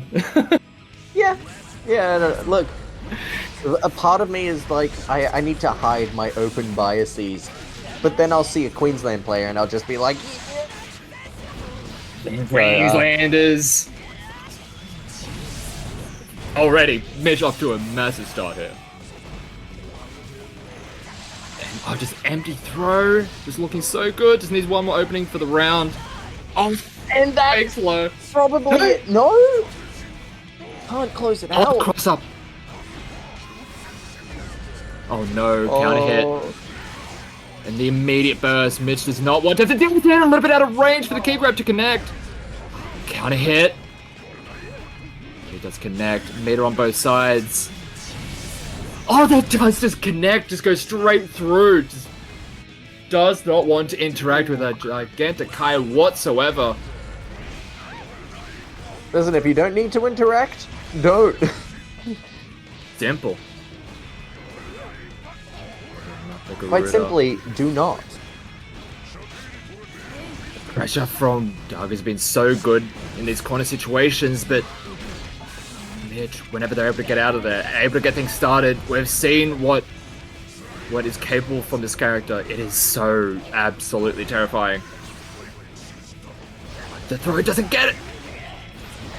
Full carry all the way through to the wall. Tried to use the armor, didn't work out. That should be the wall break. Last little opportunity here for Doug, maybe? Oh wow, massive counter hit. Nice use of the shield. They get knocked down, but the meter came back just in time for Mitch to down, secure the and you kill. can't get back up again. That was Mitch, so Mitch's ABBA will keep you down. You will keep on getting knocked down because it's mostly overheads. Yeah. It is a lot of overheads. Doug did their best to try and hold on against the onslaught of overheads, but it just wasn't enough. Mitch is going to secure the win. Yeah, That definitely was such a fun set. showing a lot of good defense for most of that set, but even with the health that Potemkin has, those health reserves, the defensive capability, Jealous Rage ABBA still does Jealous Rage ABBA damage. It's very scary. That is for damn sure. Absolutely. So, yeah. Mitch will Um, be moving on, and we'll be moving on to our next set. We've got Sharif back on the cab, and this time we've got Blue Dude. I have not seen them at all so far this evening. remember how I And, talked about me being a biased commentator? Yeah? Yeah, my stocks are all in Blue Dude. Ah, yes, I see. Well, so far it's not really working out, but they do get a good throw to maybe get things started. A back throw at the least, but a burst. You will see quite a few offensive bursts every now and then from some players. Yeah, just wanting to maintain control of the space. But unfortunately, not the typhoon you would have wanted. City. And already a strong start here for Sharif. Immediately, essentially a round start option, you're through the wall. you're through the wall and are now at the worst meter disadvantage of your life. Health and meter. Which is kind of funny considering Lord Lewis has traditionally been the resource trade character. The famous resource trade Yeah. character. It just the trades aren't working out. Trade deals just ain't what they used to Blue Dude made a pretty bad trade offer with an oil Yeah. tycoon, and now, be. unfortunately, just stocks kind are of- low. Yet Sharif Yeah. taking a very good first game here. Yeah, Blue Dude definitely not out of it yet. They all, funny enough, both these characters doesn't take much to get back into a set. Honestly, just one or two good hits and that's a game. Yeah, definitely not. Like, especially with the nerfs to Slayer's already bad defense that came through in Season 4. Losing the startup invincibility. Yeah. No more reversal supers, I should say. So yeah, you can be a little bit more free to run offense against the character, but that Good block on that YRC. Yeah. But look, there are the still damage just is the even better than in-game before. systems. Yeah. Nice jump out and able to get the punish with the JD. Hold on And for now dear you've got to life. hold this chip damage. You gotta hold that Nick is- and chip. Yeah, that is the kind of situation which kind of gave rise to the whole resource trade meme because it's you. Oh, that was meant to be a shield. Yeah, the cross up there really Yeah. turning the resource trade into a resource dump. Back to Dorsey, but not get much more out of it. But the 2-8 from downtown. There we I was go, gonna a say- kill! I was going to say, oh, they didn't have enough. They just didn't build enough to get the kill on the wall. But nah, Pile Bunker be. Pile Bunker got increased damage, didn't you know? Yeah. Yeah. Ooh, back explode, I Oh. see. Now able to get a massive punish with it. That is one thing that is Slayer unique is the backdash blue RC still being grounded so that they can still just go for grounded buttons. Yeah, and Prepared. Slayer has some very good grounded buttons. Mm-hmm. And that is 2 games pretty quickly going over to Sharif. Blue Dude has been starting to find some opportunities, but Sharif has just had really good use of just FD, YRC, and just the in-game defense, the mechanics of the game. Yeah, making very good use of the defensive mechanics, while also finding just the right offense to push against Blue Dude. Mm-hmm. Not really overextending all that much either, which is very easy to do with the... Oh no! And the Hand of Doom actually finds purchase. Yeah. Look, in matchups like this, sometimes you just need to be content to take the shorter trade. Blocks There we are, YRC. block Oh, on the YRC, and yep, burst. Forced out. You tried to 6B? Hold this Pile Bunker.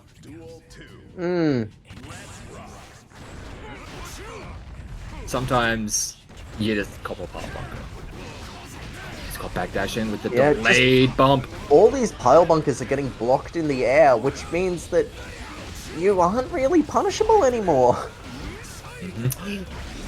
Throw was whiffed, but there was no punish there. Walked over the head with it. Backdash Blue SC again. Back again, but no, still getting caught by a follow-up fast slash. Blue Dude Back insisting on these backdashes in the corner.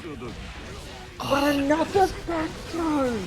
Ooh, is this a kill? Yes, into Yeah, the I feel like bunker. that's been the story of this set. Blue Dude gets his offense started, and it does a lot of chip damage, but then he overextends just that little bit and gets back thrown.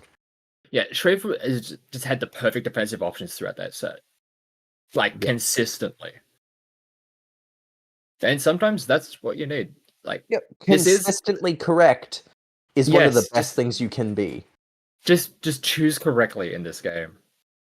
And honestly, like, this game, it's such an offensively focused game. But having, like, the right calls on defense is just so damn important. Because you are not going to be able to be on offense 100% of the time. You will have to be forced on defense. You will be forced to make a decision and, like, gamble with your life, essentially. Truth did that very well in that set. And alright, we're on to our next set. It's going to be Mitch going up against Wombo Fuse. We'll see if... I was going to say, being able to contain this character, and I was like, which one am I referring to? I feel like the containment only really refers to the ABBA in this context, because Mei just gets to exist in a perpetual state of being Mei. ABBA needs a meter. And I feel like that's the one drawback. Mei is Mei the whole game, and ABBA gets to be Mei part of the game. But a small connection issue. Bit of a hiccup. We do get OCA Strive server every now and then. Drive Earth. The world we live in.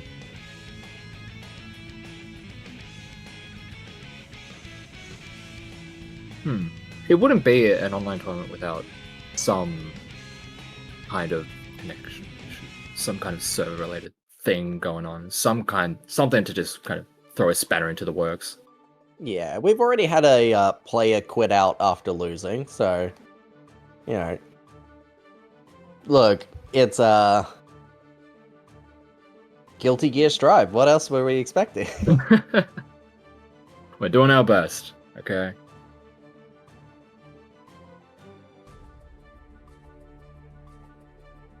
Alright.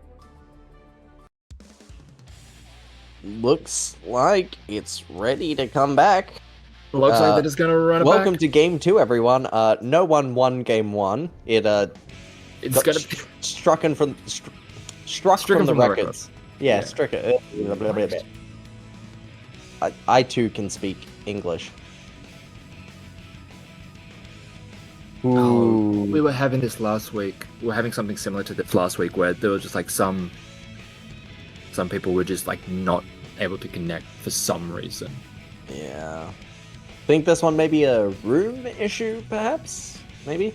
We don't know, because last week when we had something like this happening, we tried to have them play in a park. It didn't work. We tried like remaking the room with different people making the room. Still didn't work, and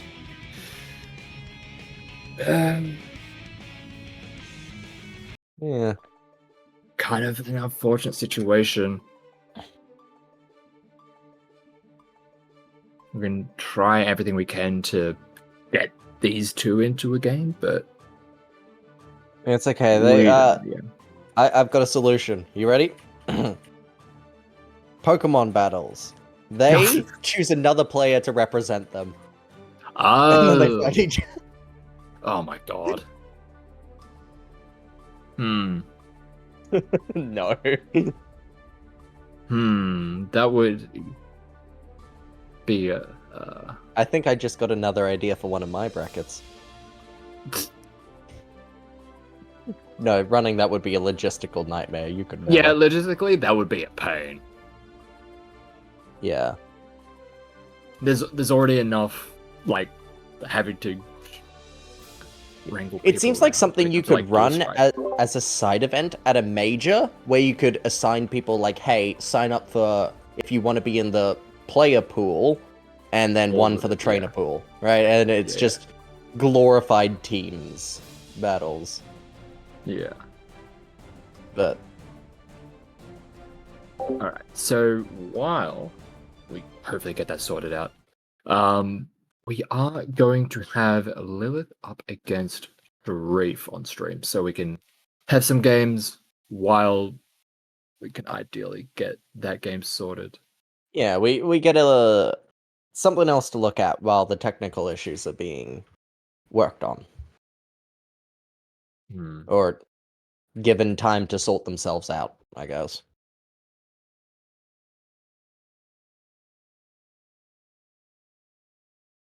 Do we have Lilith in the room?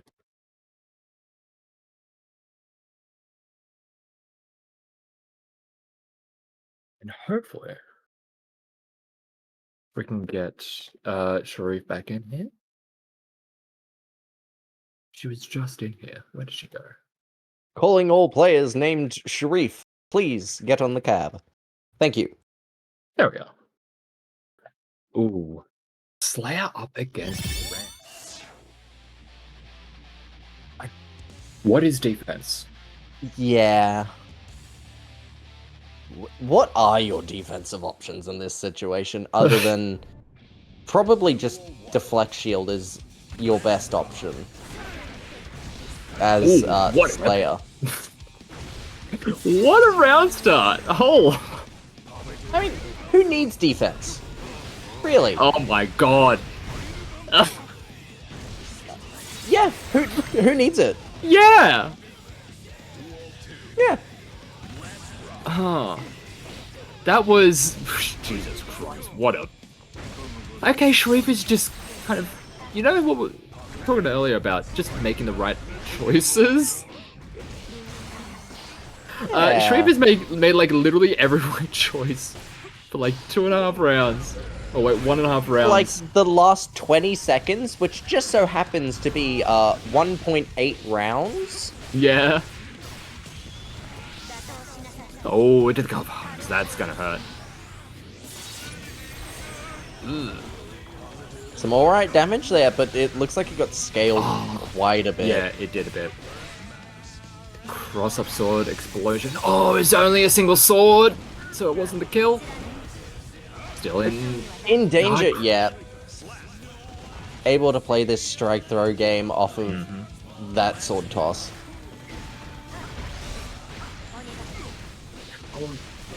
Good catch. And what I assume was the backdash there, yeah. Oh, but the sword was spent! Yeah. Nice throw in the Master's Hammer. Yep, good shimmy. We're very much wanting to try and tech the throw a little bit too much. Good timing in the burst. It was the last opportunity she would have had, but unfortunately it's not going to work out. Oh, wow! Okay, we got a jump that immediately avoided the grab, immediately got grounded by the explosion, and then punished. That was a wild sequence that worked out perfectly for Sharif. And again, so many of the openings came about because Lilith was able to shimmy the throw. Look, if you asked me who was going to win that first game based off the first round and the first 5 seconds, and 90% of Lilith's health bar of the second round, would have said Sharif. But Lilith doing an excellent job of coming back from that deficit. Yes, and not letting that first round kind of shake them. Because it is very easy to, and especially against a character like Slayer, just have that completely shake the mental. Oh yeah, absolutely. And one thing that just should speak to Lilith's ability, mental fortitude, is how shocked we were, and we're not playing the game. Yeah. Kind of a blindsiding, honestly. Yeah, she was able to adjust quite nicely. Sharif? Sharif looks like they're taking a moment to just reset. Yeah. Maybe a little bit of... Oh! How could change? Okay. The old reliable. Yeah, look, it's a different, more than likely less practiced matchup. Back to the old me. Either that or we're being baited. So, hey. Yeah. And trying to having just more ways to move as Sin rather than Slayer, like the movement is very limited with Slayer. It doesn't necessarily have like a fluid dash, and can be tough to like close the gap. Movement, the defensive yeah. options, all things Sin has in spades. Yes. So we'll see how this one's going to, or how differently this may end up playing out, and how. I'm pretty sure Sharif is still somewhat up to date with with Sin combos, but unfortunately, that is one thing that she has been. She sometimes uses Deflect Shield a little bit too much and kind of gets punished for it. Yeah. As valuable as it is as Slayer, you have other options as Sin. Yes. And people are already going to be trying to bait out a DP or something of that nature. You have other reversals that people will want to be trying to bait out. And so it's kind of just a byproduct of trying to bait them out that the shield will end up not finding purchase nearly as much either. Yeah. Ooh, this works though. The lightning just to get out the corner. Ooh, water backdash. It doesn't matter. Was able to get the corner pressure, but the sword expression was not there. But a great jab out of the air. No kill, unfortunately. Oh, the aggressor. Still caught air to air. Mm-hmm. Just a nice little swat out of the air. It's just the second swing. It'll be interesting to see what Sharif pulls out here, whether she returns to the Slayer or sticks to this Sin. Because in theory, the Sin is the... Okay, yeah, there we go. Because I was going to say, in theory, Sin does have those better options. And it may just be that's a little bit of first game rust. That's getting the fingers all warmed up. You know, compartmentalizing the Slayer combos away and opening up the Sin drawer. The Sin file. Just blowing off the dust, just... I'm sure they're still there. Yeah. Oh, bait out the throw with the hook stomp. Ancient Scrolls. Already off to a good start. Wasn't able to get underneath. It is going to take a very big combo and go coast to coast, essentially. Ooh. Sharif does have a lot of meter to work with, but unfortunately... Oh, never mind, just... Get all anti-shimmy. Moving through. Using all of your meter for that one. That was so expensive just to avoid a sword toss. Just to go back to neutral against them. And that should be dead. Getting caught again. That's unfortunate. That now sets up a match point here for Lilith. The aggressor just trades. With the big driver, I believe that's what Sharif has gone for. Big pick up. Motobato on the wall break, get that hard knockdown. That's the unfortunate thing, is I guess you've used the shield. Unfortunately, you're still in Guard Crush. Yeah, that's the unfortunate thing about it is that you're still in the same situation. You just have a little bit more space. Yeah. Lilith is going to secure the win, taking out Sharif in a very clean 3-0. Yeah, but near the end, the Sin was looking like it had a bit of form, bit more form to it, I should say. But still, Lilith prepared from the very beginning. Exactly. They're doing very, very well with it. And they will be moving on to... And let's move to semis. I just got jump scared by the stream. Yeah, same. Don't worry. I was not going to bring attention to it, but... Sure. Don't worry, I'll bring attention to it. Mm, Oh. it's one of the occurrences of all time. Mm-hmm. Right. So I do think Mitch and Wombo are still trying to get their game sorted out off stream, Mm. or at least trying to just get into a game. Yeah, Trying a whole bunch of wherever different it works options. in any form. In the meantime, I think we will be getting Akame versus Beatles. So our winners finals.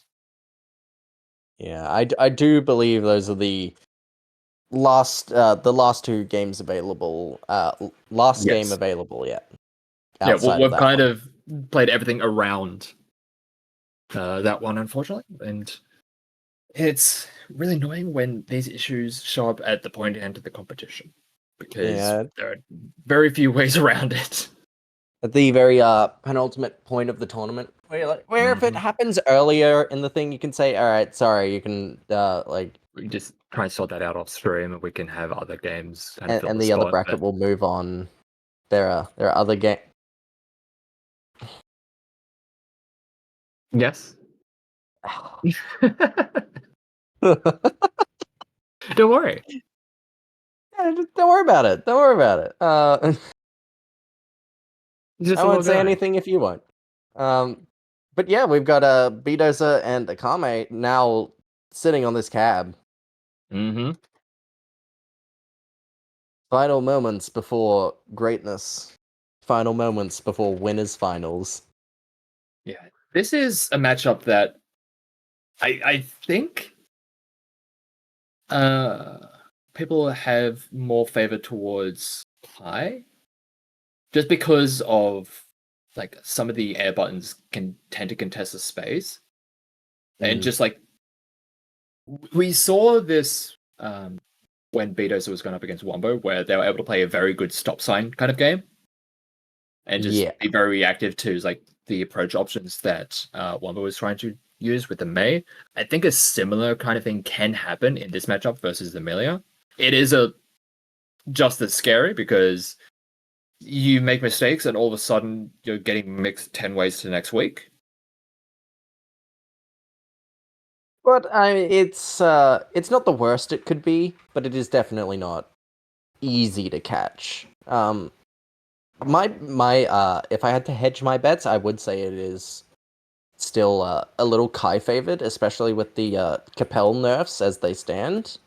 That makes sense. It'd be easier to catch out Akame or Milia specifically. Akame, I don't know if they're too affected by the specific nerfs to Capel with how they choose to implement it with their game plan. Yeah. Yeah, they Akame wasn't as reliant on Capel for a lot of their pressure and mixes and such. Like that was not like the centerpiece of their entire game plan. So it hasn't necessarily hit them as much. It was a tool that they would use occasionally, and it was annoying for a lot of people to try and deal with. But yeah, it wasn't something that they weren't reliant on. So it's not as Yeah. detrimental to their You entire game lose plan. one option of many. Yeah, Akame is Akame's not they have a a whole bag of tricks. one-dimensional player. They've got several different layers to this Yeah, absolutely. Milia of theirs. It's just incredible, and every time I watch them, I love to just sit there and go, okay, can I block this? No, I get hit. I get hit. I get hit. Oh yes, finally, I do something right. And that's like game 5, last interaction. I'm like, I Yeah. guessed right blindly. Let's go. I So don't guess right any other time. Also, I just remembered, I forgot that the connection between B and Akame has just been absolutely trash. I forgot. So they're trying to sort out VPNs to try and actually get a playable connection. Oh dear. Oh, I forgot about this. Well, I mean, look. I was thinking, oh yeah, it's been a while since I've seen a Akame vs. B, and then I remembered, oh yeah, it's because they just can't, because the connection just doesn't want to work for like specifically those two. Yeah, I mean, hey, look, there's a reason why we don't see this one all that often. Exactly. Yeah. Yeah. Yeah, guys, save it for the majors, guys. It's like, yes, it is Western Australia to Eastern Australia, but also B has been able to play with like pretty much everyone else. It's like it's just specifically Akame for some reason. It's annoying because I just want to see these two play against each other. Yeah, look, I don't know what Discord messages were exchanged to make either of their routers so offended as to refuse to work with the other one, but clearly it was something horrific. Something went wrong. Like, so bad those routers grew a mind of their own.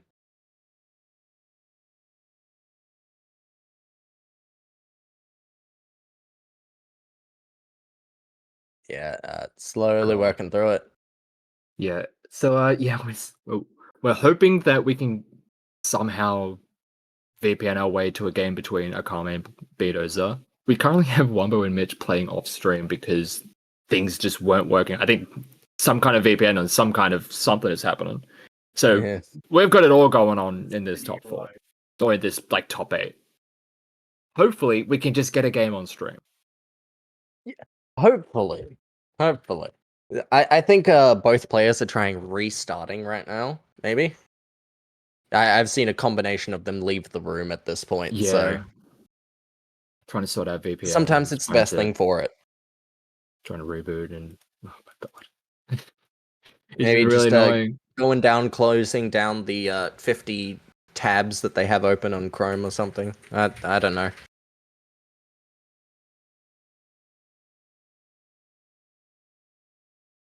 The games have been so nice so far this evening. Why does it have to kind of explode at this point? Well, guys, I think that's it for today. Oh god, I really hope that that's not what it's going to come down to, because I think we should be able to get at least some games still to go, because we have... Oh, let me bring up that bracket. Okay, looks like we're ready to try again. The winner of Wumbo... Oh, it looks like it is working. Okay. It looks like we are going to get a game between Bedoza and Akame. Alright. So either this connection is just good enough that they'll accept playing it, or it's been fixed.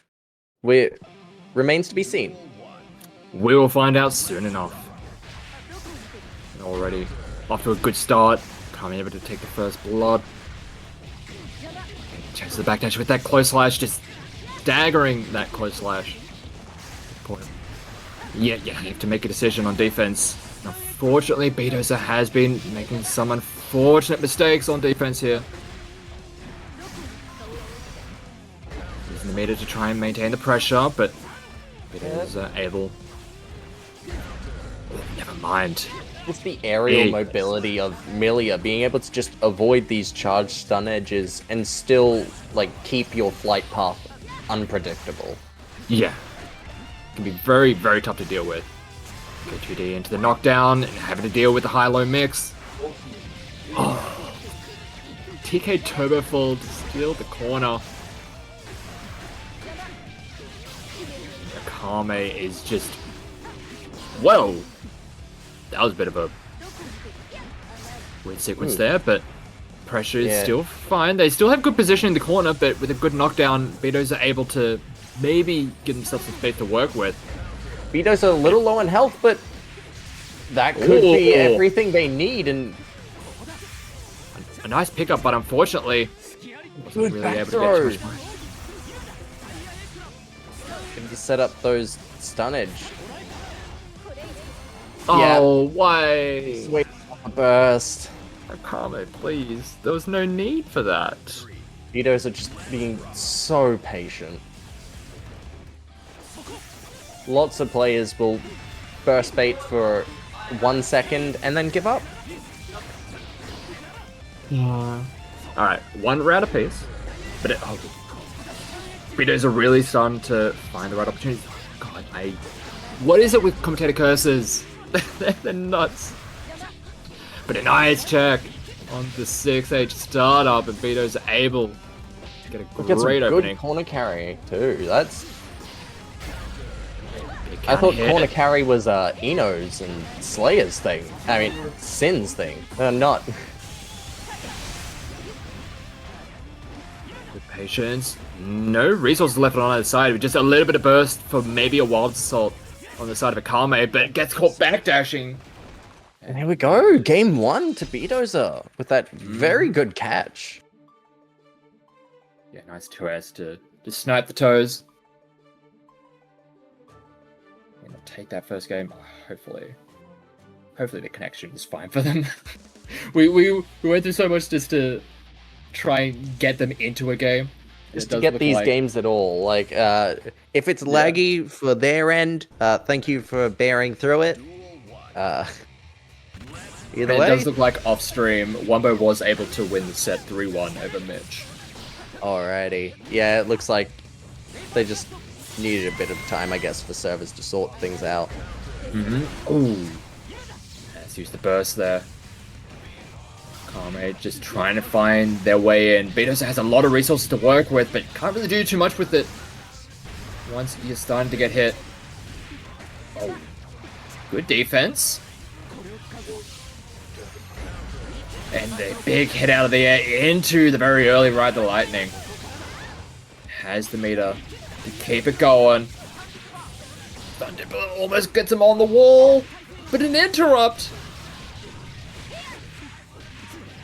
It's not over yet. Oh, it just resets into the throw. Straight into a throw. Gets hit in the block on the burst. Mitzi, oh, see. With barely a sliver of life. Incredible comeback there from Akame. Bad out an option, just gets thrown for their troubles, unfortunately. Akame, nice mash. Oh, shit. Just the raw counter hit close slash. Nice cross over the top with the JH. Able to extend it with yet another. Very, immediate burst. You just get it, and you spend it right away. Air options there. Not only the catch was able to get a good combo conversion off it as well. Side switch.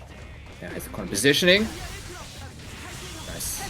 Oh, just the Punish. IB to keep him close.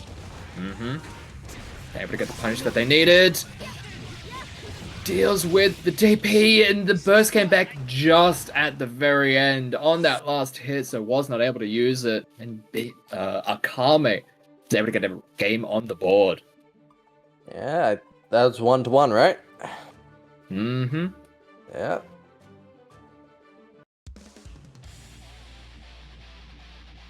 Alright, got this Definitely back and not forth. easy for either one. Oh yeah. We're definitely seeing the pros and cons of both characters in this kind of matchup. Yeah, just being able to see the ins and outs of how their kits interact, because both these players love using everything they have. Oh yeah. They use the whole damn thing and burst now out of both sides. They paid for this character, they're going to use all of it. Great situation here for Akame. Which even pump the brakes just a little bit, just to put a little bit of doubt into the defensive options of Bedoza. And then just stand the option, Good but Bedoza. back on that air approach. Get a wall break for it. That's been one thing that we have seen quite a bit so far, is that when Bedoza is ready to contest Akame in the air, they have been doing so pretty consistently. And as I say that, unfortunately, it did not work out as well for him. And Akame, I mean, look, if what it a doesn't throw!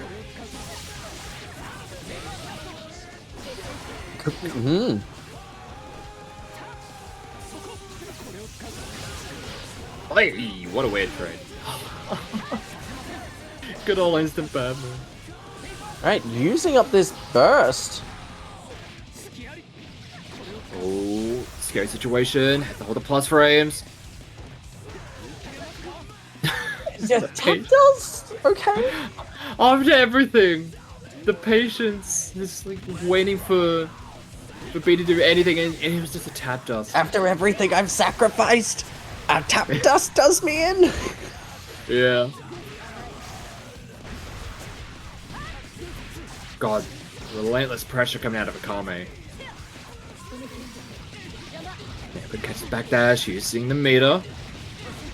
Look, you know what? Relentless is a word. It is. Yeah. Ooh, here we go. All right.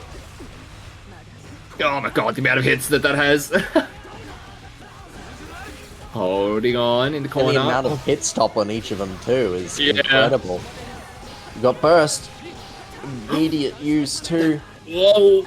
But Just you're in the too far range. out. Just retreating. Doesn't want to be anywhere near those giant buttons. Okay, good backdash, avoiding the 2D.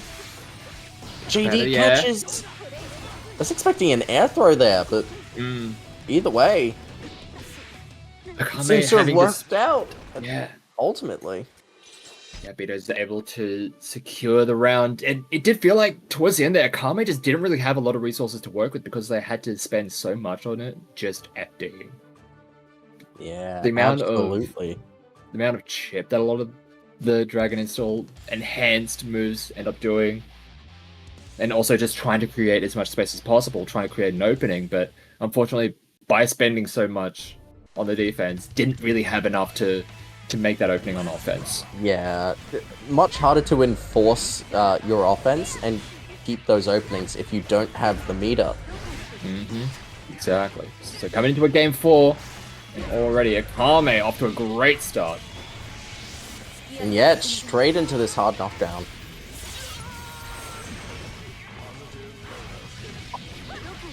Immediate cross up from Turbo Fall.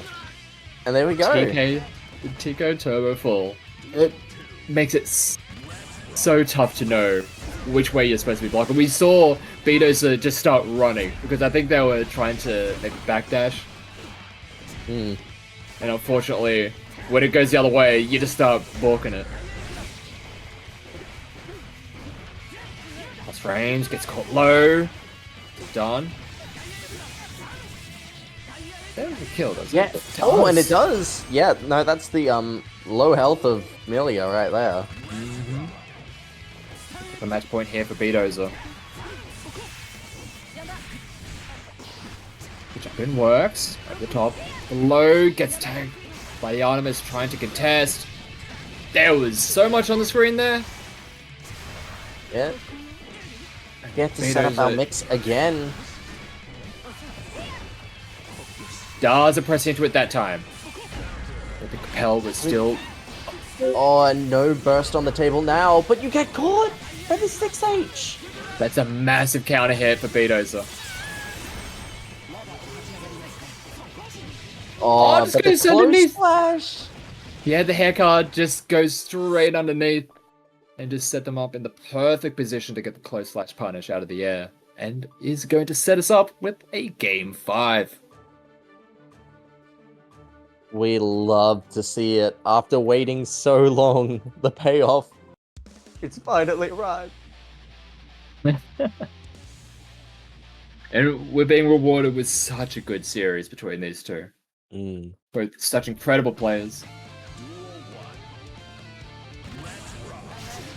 Oh, round start. It's not every day you get to see two top of their own class players fighting each other. Exactly.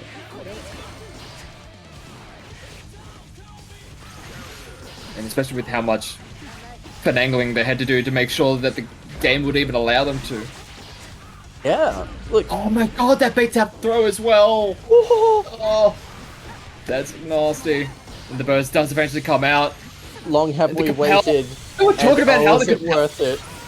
Oh, we're talking about how the Capel has not really been a thing that... Oh, wow! Perfect backdash to avoid the double cross Artemis and able to get the punish. Yeah, The shield. I think if we learned anything, it's don't count out Capel.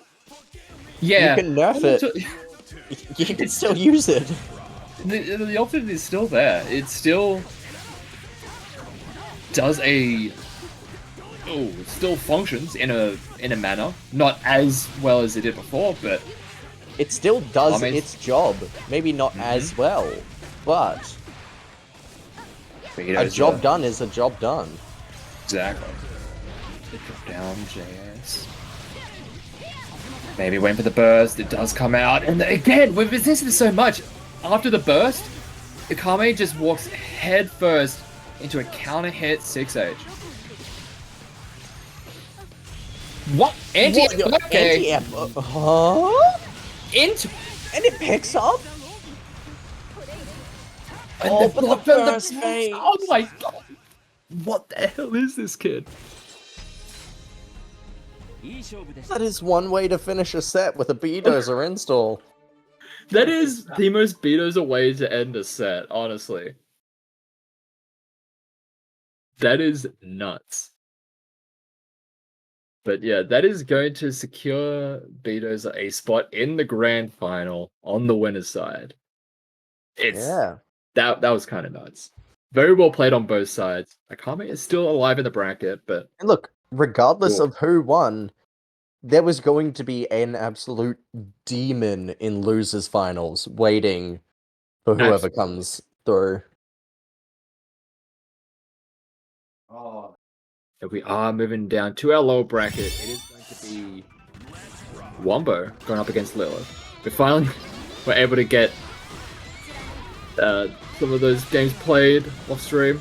It's a bit unfortunate the way things connections are just being funky, but the show must go on. The verse is already gone in a big opening here.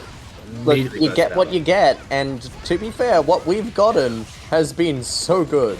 Aside from technical difficulties, there is so little to complain about here. I dare I say nothing aside from technical difficulties.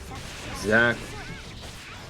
Nice pick up here from Lilith, right into the Morbato, gets that hard knockdown, just needs one more solid Yeah. hit. Look, sometimes the best thing you can do isn't go for damage, it's just go for the setups, the hard knockdown. Playing for the situation can sometimes be just as powerful. Play for the situation you make, not the little damage numbers go for make brain happy. I don't know. Sometimes the damage numbers are very fun to work towards, especially if this pressure from Lilith has been rough. Damage numbers are See- good for getting a mental advantage, but if you ask me, each of these players are a little too experienced to be phased by slightly higher damage. Exactly. I mean, we've been playing against Slayer. Slayer's in this game. We've had Gold Lewis in this game. Yeah, look, the For a while now. trauma We're of kinda- Season yeah. 3 is the growth that comes in Season 4. Exactly. And already off to a great start here for Lilith.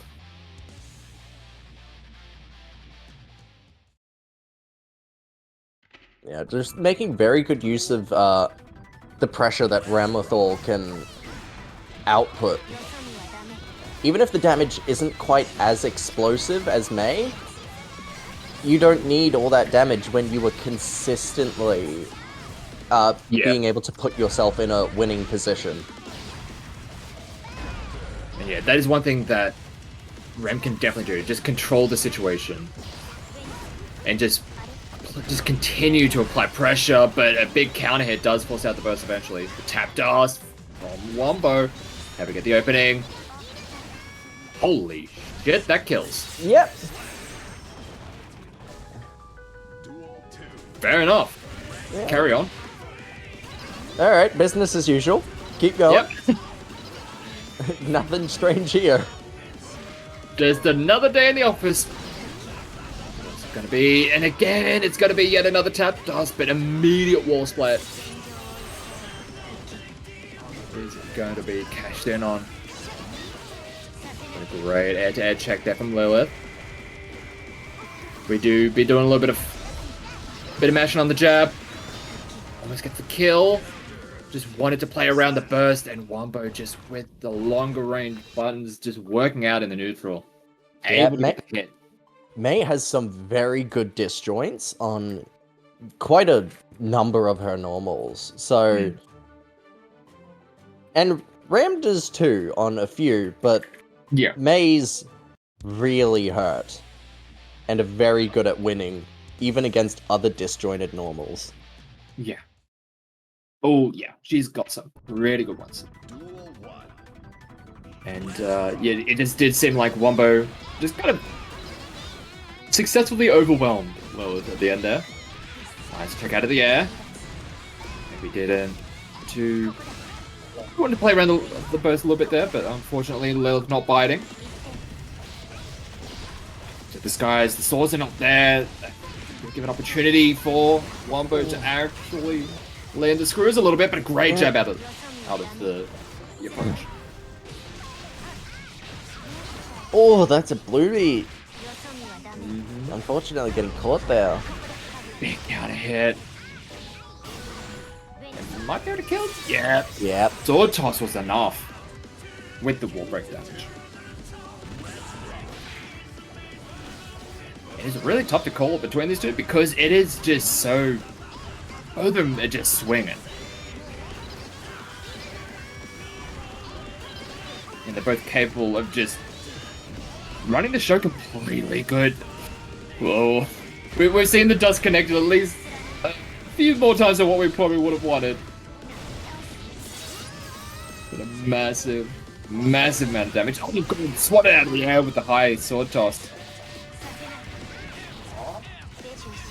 Down, thanks to the aggresso, gets a throw into the RC, cancel into the sword toss, secure the round.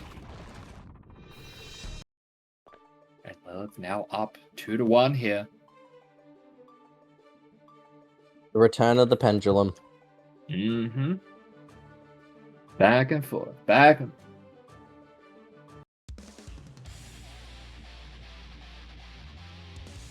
And we wouldn't have it any other way. Absolutely not.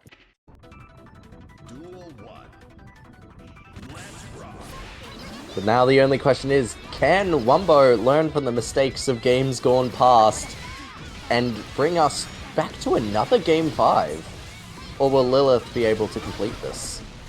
You just move on Yeah. with their Torment Life. Oh, nice throw, and now, oh god, now stuck with this pressure in the corner. Never mind, a perfect opportunity. What an opportunity. Found that perfect spot to get in there. Catches a backdash with the 6K. Look, What an use it option. rare enough and it'll work. That was super nice. Alright. Just bringing up Wombo in the corner yet again, but a Oh, great mash. good mash. Slide on in. Gets We him are with the tap tap toss. dust. Oh, but a burst to avoid that charge 6H. Oh no! Jesus! They were both mashing the jab. Mei still wins out. Yeah, I think the Ram button was just out of range. I think it was just whiffing. Yeah. A little too much pushback, unfortunately. Yeah. Okay, we are going to a game 5. Turns out. Oh boy. As the scrolls foretold, it's Yeah. a Game 5. Big opening, gets that guard crush, just goes in for a throw reset. Just to get out of the corner, I do like that from Lilith. Not necessarily Ooh. trying to invest too much on the punish, Yeah. just Now, wanting to a ensure that question, they does have Lilith hold on to this burst at this point? Because I would think that Lilith does. Just carry it on into the next round, yeah. Yeah, and they are going to need it coming into this next round. Their tournament life is on the line here. Dress out aggressor. Good catch with the dolphin there. Big start. Tries to go for the throw reset, but Wombo was ready for it. Oh no, swatted out of the air. Big counter hit! And they're able to get a GH! conversion off it. Oh, and we get a Mr. Yamada. Ooh, boy. Ooh. Guess for your life, my friend. The YRC does connect. Guess the No, shield game. comes- Guess the game. Alrighty, but Now- playing very good around this guard crush, just hoping to stagger, air throw, and now you've got a sword back, and guard crush again. But you've lost both swords. Oh, the mash! Just the mash 5P worked out. And Wombo is going to take the set. It's a 3-2. That was Both close. of these being taken out by mashes. The last two of We love Wombo's to win. see it. Yeah, We love to do a little bit of mashing. button mashing on top. That's if there's anything anyone should take away from this, it's that if you button mash, you win. It's a bare. Yeah, exactly. It's See, mashing but smart. When you call it button mashing, it's bad. When you call it a barre, Yes, it's next It's next good. level. It's big brained. yeah. Oh, all right. So Anyway, moving on to our next set. Loses Wombo. finals. Wombo and Akame. Mhm. Oh. We're talking about the amount of damage that May is doing, and Yeah. we're also talking about how much damage that Million does take. Let's Yeah, combine those. Deleted. In how many hits was this? Like, I don't know. Not many. I'm gonna call it 4. Pretty 'cause that much. just feels right. Meanwhile, Akame is doing everything in their power to try and do any damage to the May. Mm. And look, while May also deals damage, she's no slacker in the health department either. Yeah, she's pretty bulky, all things considered. Yeah. Like upper middle health. Mm-hmm. Not one of the heavyweights, but definitely Yeah. not a lightweight by any measure. Yeah, absolutely. Ooh, a very strong round here for Akame, but the slide comes on through, gets hit by a close slash, but did And a not good have 60. the follow-up. And that's, yeah, good conversions there. Clean finish.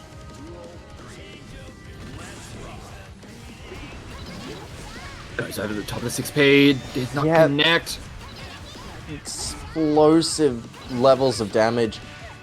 And a good catch off the Dolphin split. And again, That kills. 5P mash into... Ooh. Get in that wall! Hey, it's Oh. working out. Sometimes it's not about doing the most optimal damage. Sometimes just getting them to the wall, it's enough. Because May numbers will do the rest. Yeah.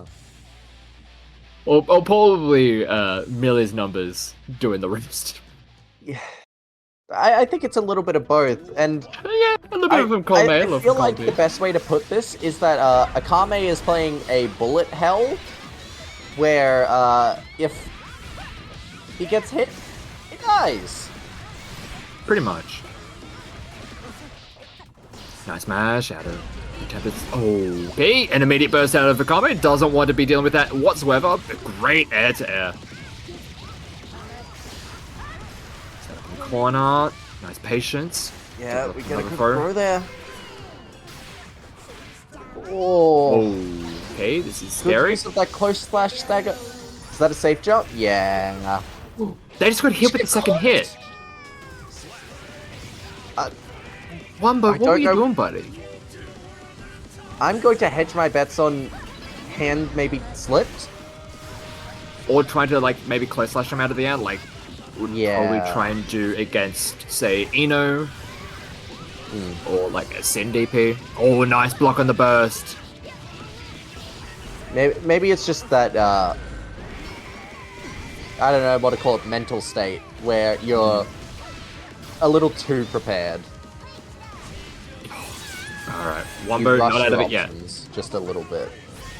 Akame has so much Haircut. resources to work with. And Oh, the super. disc. Oh, and that's just And the edge. yeah, into another haircut. Had enough to extend it.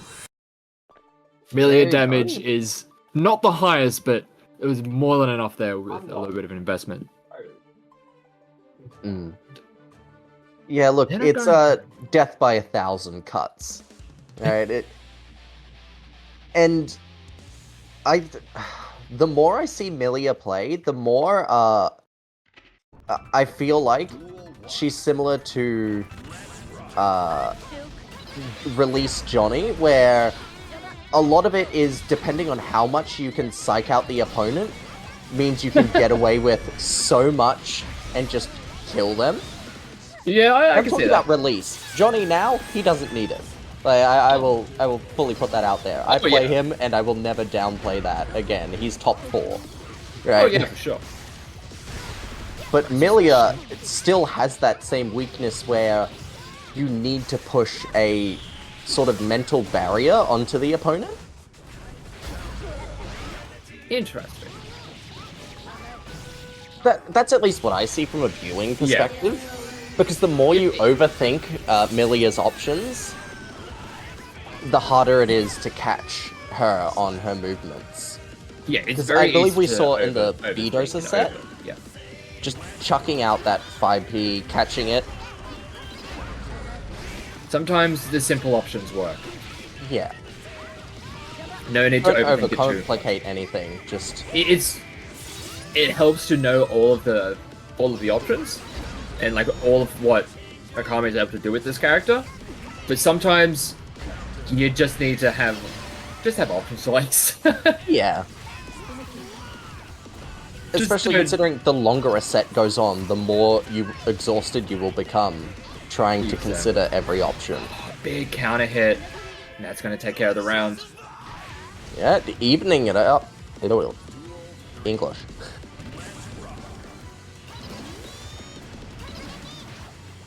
Get 6P on the Dolphin forward, but a big counter hit with the 6P in response by Wombo. An immediate, just a single hit wasn't even confirmed into anything, but Wombo was like, no, I do not want any of this. Go away. Mm. Oh, And sometimes you just need that space. Because when you don't, this happens. exactly. They're trying their best. Just a swift jab to the jaw and then backs away. Get Akame. There we go. Able to get enough. Akame able to close out this third game. Mm-hmm. One away from booking a spot in the grand final and a rematch with B-Dosa. We'll see if Wombo can bring it back. It's not going to take... Well, I say it's not going to take too much in terms of the amount of hits and or damage, but being able to actually successfully get those hits is where the bulk of the mental energy has to go. Yeah, it's definitely trying to carve out these opportunities for yourself where that's where you live or die. Yes. The moment you get said opportunities, you don't really need to think that much unless there's burst on the table. But aside from that situation, the whole mental game is, Oh my now how God. do I catch this dang fly? Exactly. That's why we practice all the combos. So when we do finally get those openings, it's just almost automatic. Once Yeah. we get things started, but Once you've got all it down to muscle memory, you can start option selecting other things. and the 6H through the wall to secure the round. Yeah, that's just the potent damage that you see from May. Again, back to the neutral, but a great drop down JH from Akame. Yeah, just Even has a good spot to work with as well. A little bit too far. Oh my God. doesn't confirm the stray 2k into anything, so you just get caught. The amount of times Wombo has gone like 2k tap dust and caught people out with it, it's happened way too much. Way too much to be a coincidence. Ooh, nice response. Jumps right over the super and able to get a hit in to secure the round and the game. And yet again, we're Game going to a five. game 5. Yeah.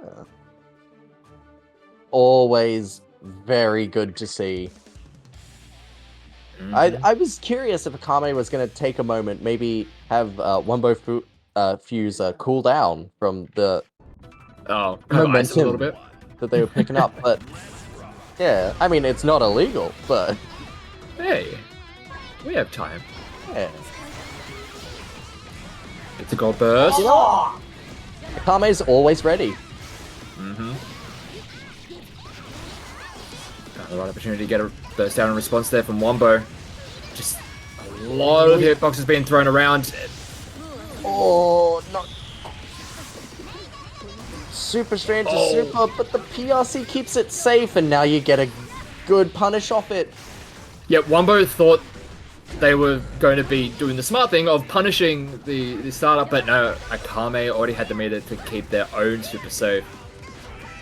It was so tight, that gap right there, because if you Yeah. delay that PRC just a little too much, You're gonna get hit. yeah. Yeah, Akame Yeah, sets up a Akame match on point, yeah. set point? Mm-hmm. Just need one more and already off to a good start. Having Wombo set up in the corner, the Bad Bad Moon Moon. hits them and they are able to splat him onto the wall, uses the wing on the wall break to get that hard knockdown. Is it gonna be... This is where it all happens. I have no idea what I was going to say otherwise, but burst me! Nicely done. Wombo is out of here. Kame Yeah. taking the set. 3-2. That is Mm-hmm. so good to see. I mean the game 5 and the gameplay from both sides. Like Yes, absolutely. both players played so well, and Akame making the right adjustments in that last game. Exactly. Wombo was in a very good position throughout that entire set. Like constantly catching jump-ins with like 6H and other things. It's Yeah, definitely playing around Akame's offers pretty well, but as soon as they were on the defense, it's just guess for your life. yeah, it's We defense saw against them- Milia. Yeah, exactly. Like we saw Wombo trying to just trying to mash out of a lot of it. Sometimes it worked, sometimes it didn't. Yeah. That's kind of the nature of mashing on defense. Yeah. But And mashing against Milia, because of that lower damage threshold and with the health that Mei does have, Oh yeah. isn't as bad an option as it would be against someone like, I don't know, Slayer. But yeah, even then, Akame just found that good. opportunities. Yeah, absolutely. And able to Yeah, play we around see a enough of the rematch options. now. Mm-hmm. Back into our grand finals. We've got Bedoza on the winner's side and Akame coming through losers. We'll see if we're going to get a reset. Or Let's see whether we get a Vitosa repeat of, can repeat, yeah. yeah, and close out. Yeah, Car comes out, does not work, but a great swat out of the air. The burst Catch. eventually forced out. Nice, Mirage Oh, through the fireball. Brother. Be able to get into the wall. Nice. Get that hard knockdown as well. Ooh. Trying to find the right opportunity to get in. The Vapor Thrust does get blocked. With oh, burst. and a burst on the haircut. Very ambitious burst there, and Akame is going to punish that.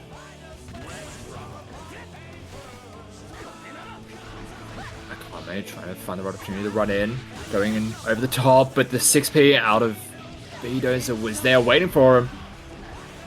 Set the fake button into the throw. Nice use of the IB just to try and find an opportunity to work their way in. A delayed Artemis into the 6P to punish the button from Bedoza. Yeah, look, playing Milia, not very well known for that grounded whiff punishing game. Akame doing a very good job of implementing it. Absolutely. And we see And a Dragon bit more- Install coming out from Bedoza. Oh, God! Hey! Oh, now you've lost burst ends the round. That's rough. Coming to this third round.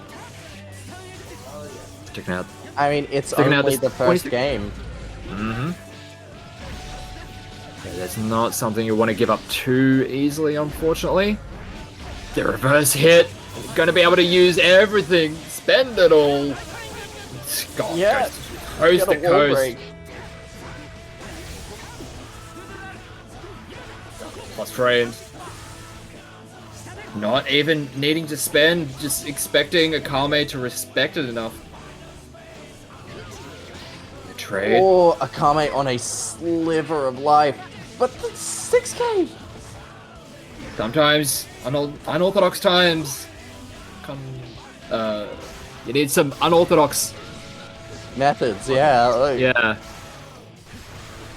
It wasn't used all that much. What block? What a defensive option. The Vapor Thrust through the attempted on block. I wonder if that was on reaction. I'd imagine so. Yeah. It would be my guess, but I wouldn't know. So That was. Beatles do definitely has those young kid reactions. mm, He's kind of built different. And is going to go up 1-0 so far in the grand final. Started off really well for Akame, but as soon as the DI, the Dragon Install came out, and then Akame kind of threw away the burst in yeah. In that it round? felt like a bit of a momentum shift. Yeah, things started to go a little bit awry for Kame, but in the second game, already started off pretty strong, getting rid of the burst and maintaining pressure in the corner. Usually that's a worthwhile trade-off, but you've now since lost said corner. Yeah, never mind. No. Doesn't take too much. Oh. Yeah, look, I should stop talking so much. That's Yeah, we love a little bit of a commentator curse. keep proving me wrong. Although I think that's the good kind of commentator's curse. Yeah. It's with the bad moon, really bad moon, but just doesn't actually get the pickup. Watching A it. rare drop, Yeah. which started Look, working with. if it Never mind. succeeds No. 9 times out of 10. That's a 90% success rate. You take Mm-hmm. those. Burst does come out. Low health. Goes all Oh, the good punish. instant air backdash just to get the air button to get the punish. It was a bit of a risky investment to spend the burst there, but it does work out.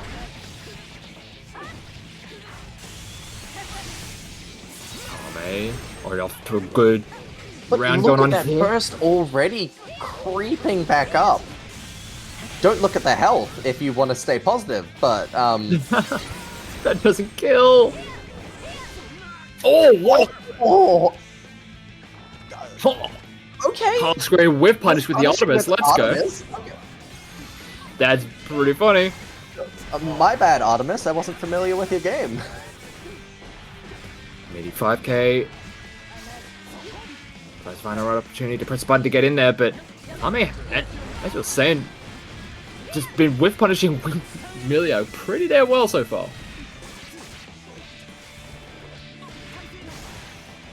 Oh, the empty low has to force out the burst from the Dozer, but as the meter, so that once they do get the opening, they can actually make it hurt a lot.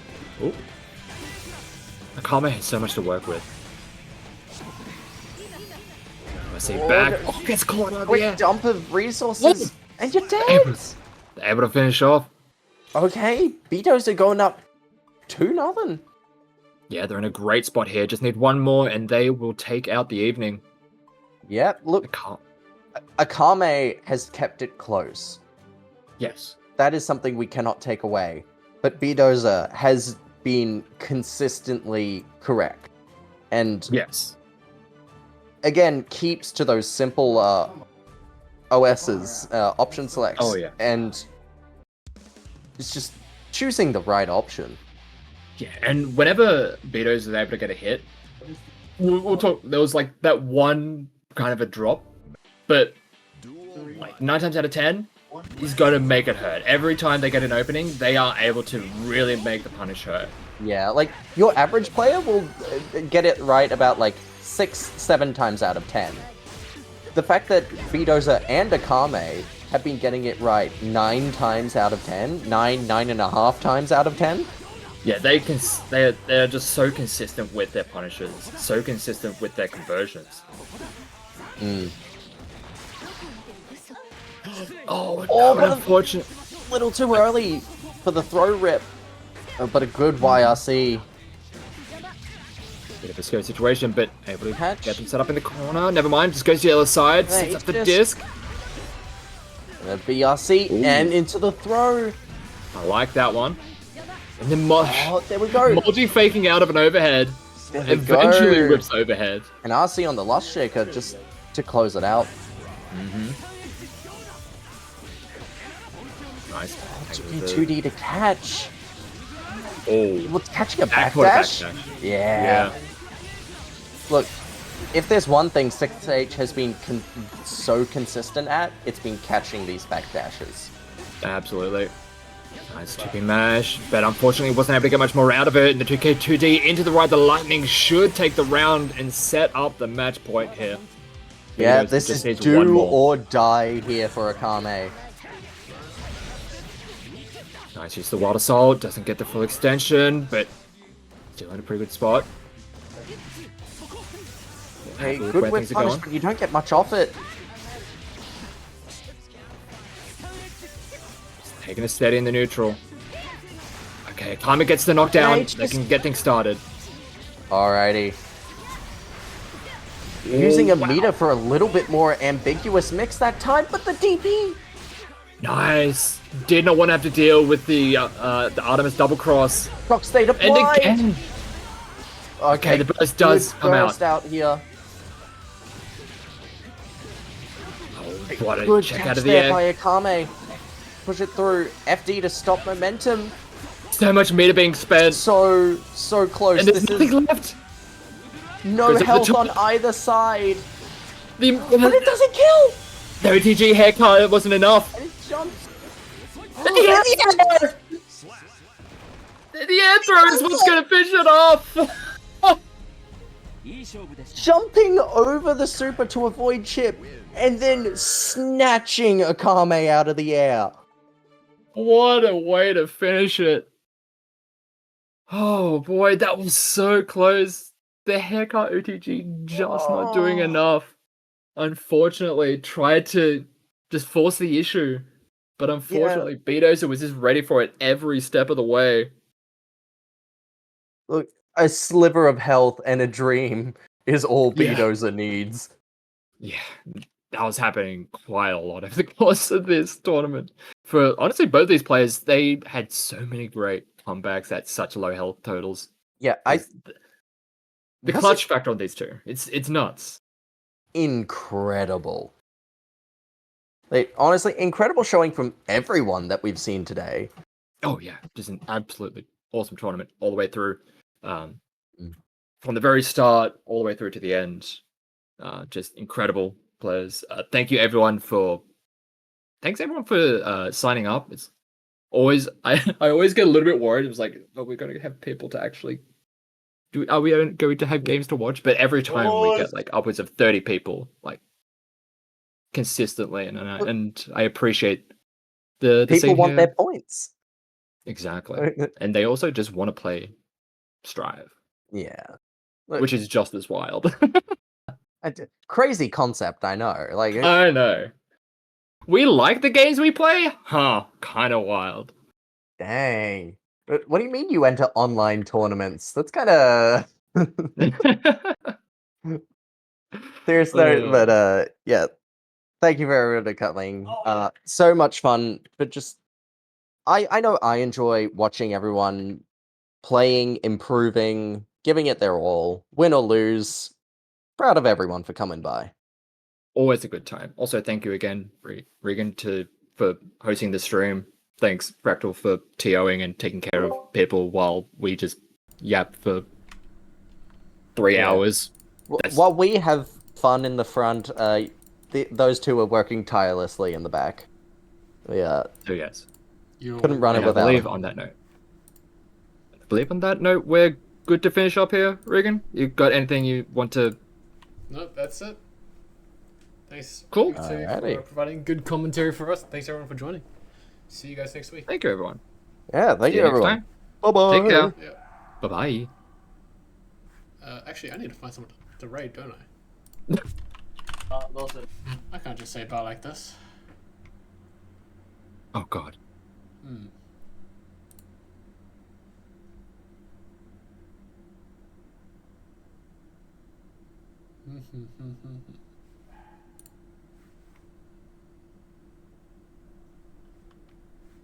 Alright. We're going here. Cool. Fractal. You evil man. Alright, take care, everyone. Hey.